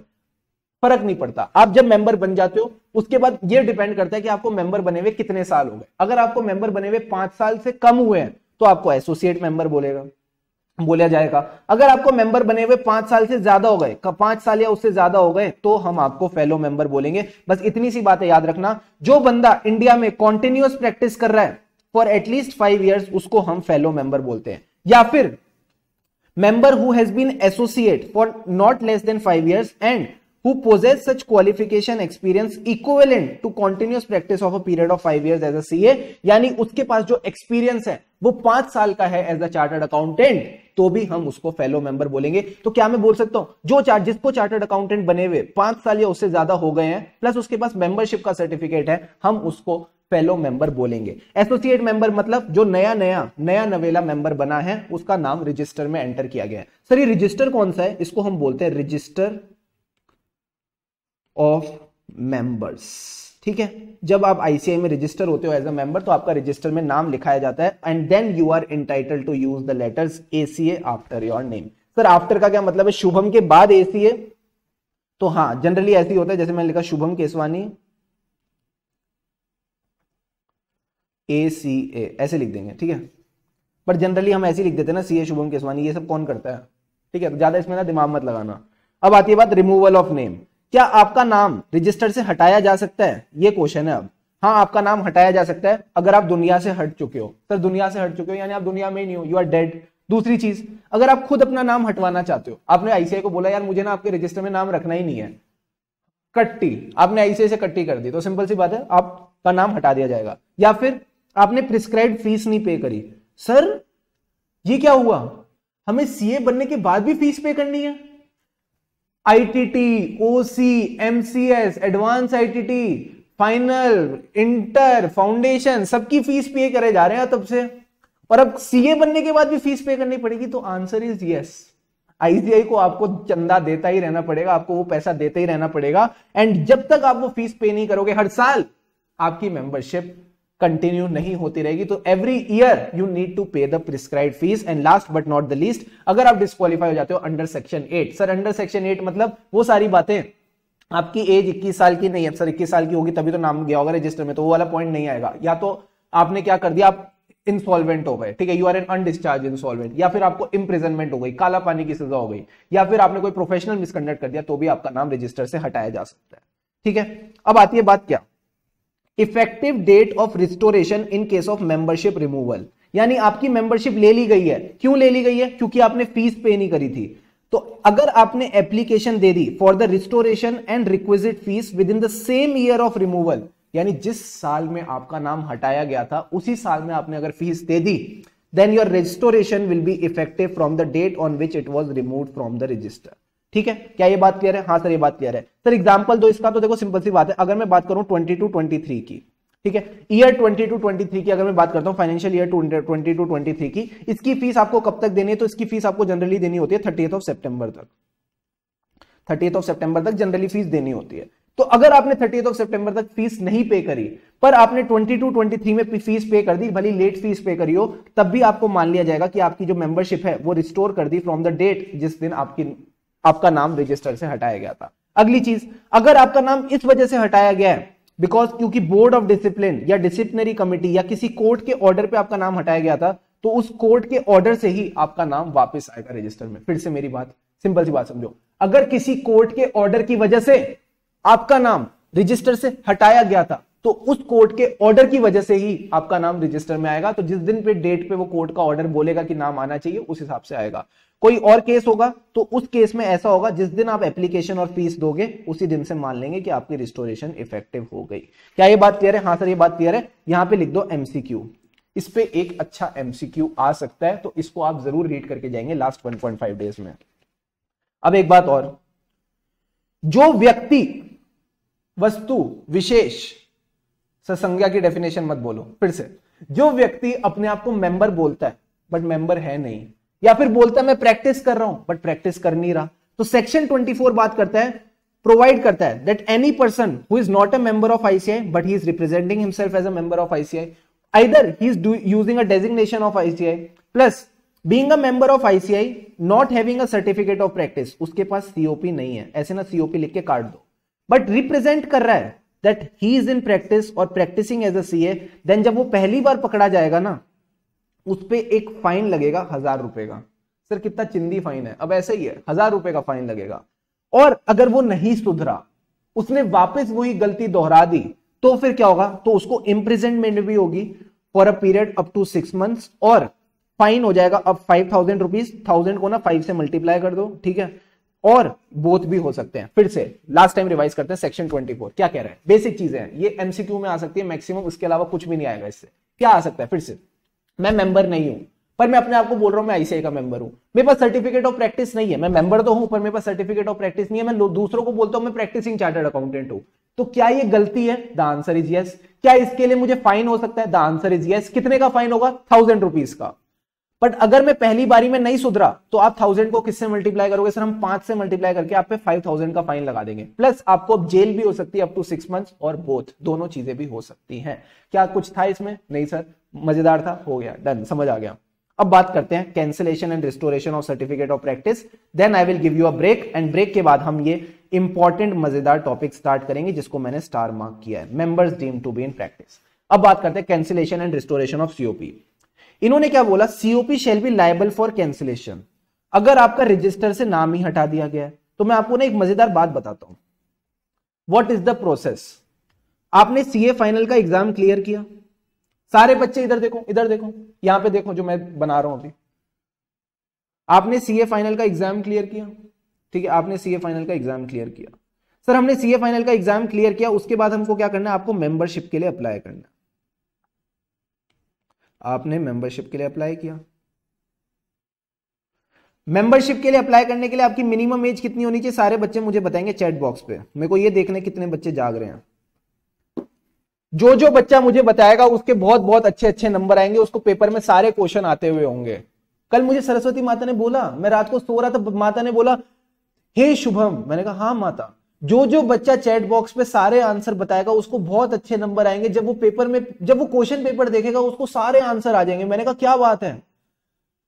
तो मैंने ना आपको ये सीक्रेट बता दिया है, ठीक है, तो ये बात याद रखना, वरना तो शायद से मैं बताता ही नहीं। पर चलो मैंने आपको बता दिया तो अब इसको ध्यान रखना आप, ठीक है।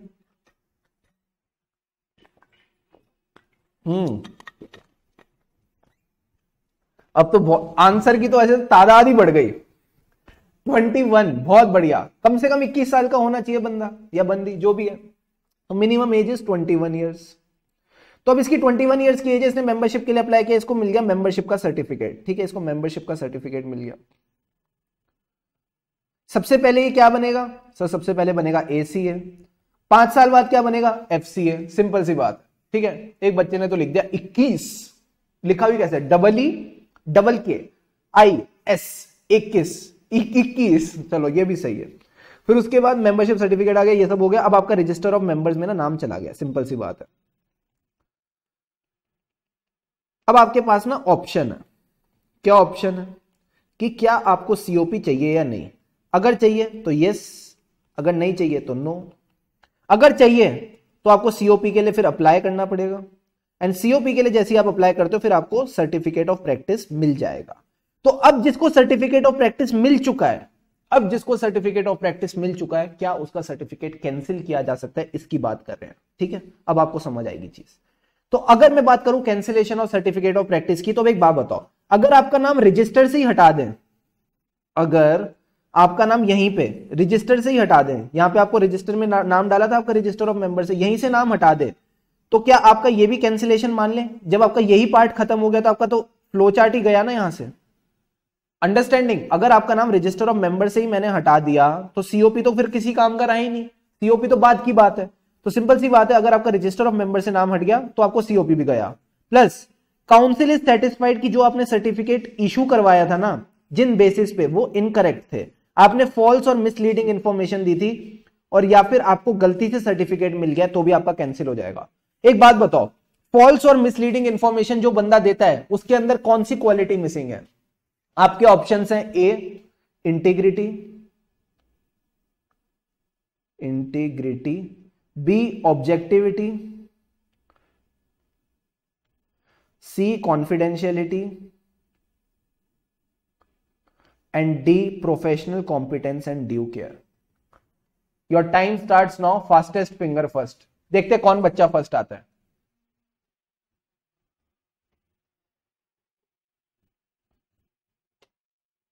कौन सी क्वालिटी मिसिंग है? A B C D.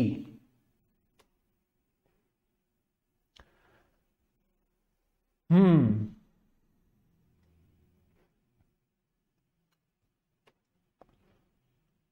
Ton, टन, टन, ठुडुम, ठुडुम, देखते मैं बताता हूँ कौन सा बच्चा फर्स्ट आया।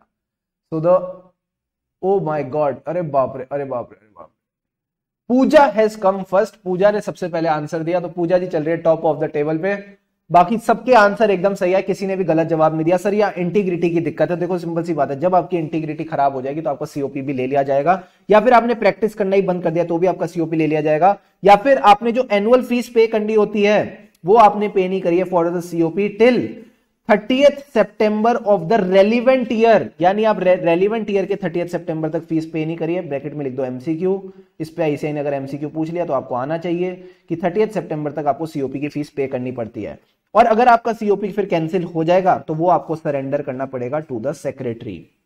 अब एक चीज और, रेगुलेशन 11 बात करता है रिस्टोरेशन ऑफ सीओपी की, और वो बोलता है कि अगर आपने एप्लीकेशन कर दी in the approved form and आपने फीस की पेमेंट कर दी तो आपका सीओपी रिस्टोर हो जाएगा from the date it was cancelled to the member whose certificate has been cancelled due to non payment of fees and whose application with the fees has been received before the expiry of relevant year.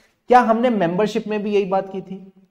क्या हमने membership के certificate में भी यही बात की थी कि अगर आपकी मेंबरशिप इस वजह से गई है क्योंकि आपने फीस पे नहीं करी, पर अगर आप वो फीस और एप्लीकेशन साल के खत्म होने से पहले पहले दे दो तो ये मान लिया जाएगा जिस दिन आपकी मेंबरशिप हटाई गई थी, जिस दिन आपका नाम रिमूव किया गया था from the register of members, उसी दिन से हम रेट्रोस्पेक्टिवली रिस्टोर कर देंगे। Same case certificate of practice का है कि अगर आपने अपनी जो फीस है वो 30th ऑफ सितंबर तक नहीं दी तो कोई दिक्कत की बात नहीं है। अगर आप उसी पर्टिकुलर रेलिवेंट ईयर में वो फीस पे कर दोगे तो आपका मान लिया जाएगा रेट्रोस्पेक्टिवली, जिस दिन से आपका सीओपी हटाया गया था उसी दिन से वो वैलिड है।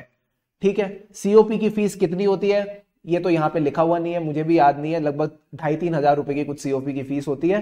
Not that relevant from exam point of view, but हाँ एक बार आप देख सकते हो। ठीक है, तो अब हम आगे बढ़ते हैं और आपको दे देते हैं बहुत ही प्यारा सा break. Now the break is there for 10 minutes. आराम से ब्रेक लीजिए, बढ़िया तरीके से रिफ्रेश हो जाइए, एंड ब्रेक के बाद हम आगे के टॉपिक्स डिस्कस करते हैं। कितना रह गया? 1 page, 2 page and maximum 3-4 page ही रह गए हैं। हम बस यहां तक पढ़ेंगे आज और उसके बाद क्लास विल बी ओवर। ठीक है, all well, time for the break. जल्दी से आप सारे ब्रेक। सर फीस मेंबरशिप के लिए भी देनी होती है और सीओपी के लिए अलग से देनी होती है। हाँ आशी, यही तो जिंदगी है, फीस पे करते जाओ, जिंदगी में आगे बढ़ते जाओ। कभी ऑडिट की क्लास की फीस दो, कभी ये फीस दो, कभी वो फीस दो, फिर आप भी ना आगे जाके ना लोगों से बहुत सारी फीस इकट्ठी करना। The game is all about fees and fees. ठीक है, ठीक है, तो जाओ भाई ब्रेक पे जाओ। तुम लोग कहाँ बैठ के टाइम पास कर रहे हो यहाँ पे?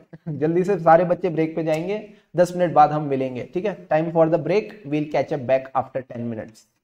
मैं टाइम भी लिख देता हूँ यहाँ पे। ठीक है, 10 मिनट्स का ब्रेक है and the time is 8:54। Cool, चाय पियो।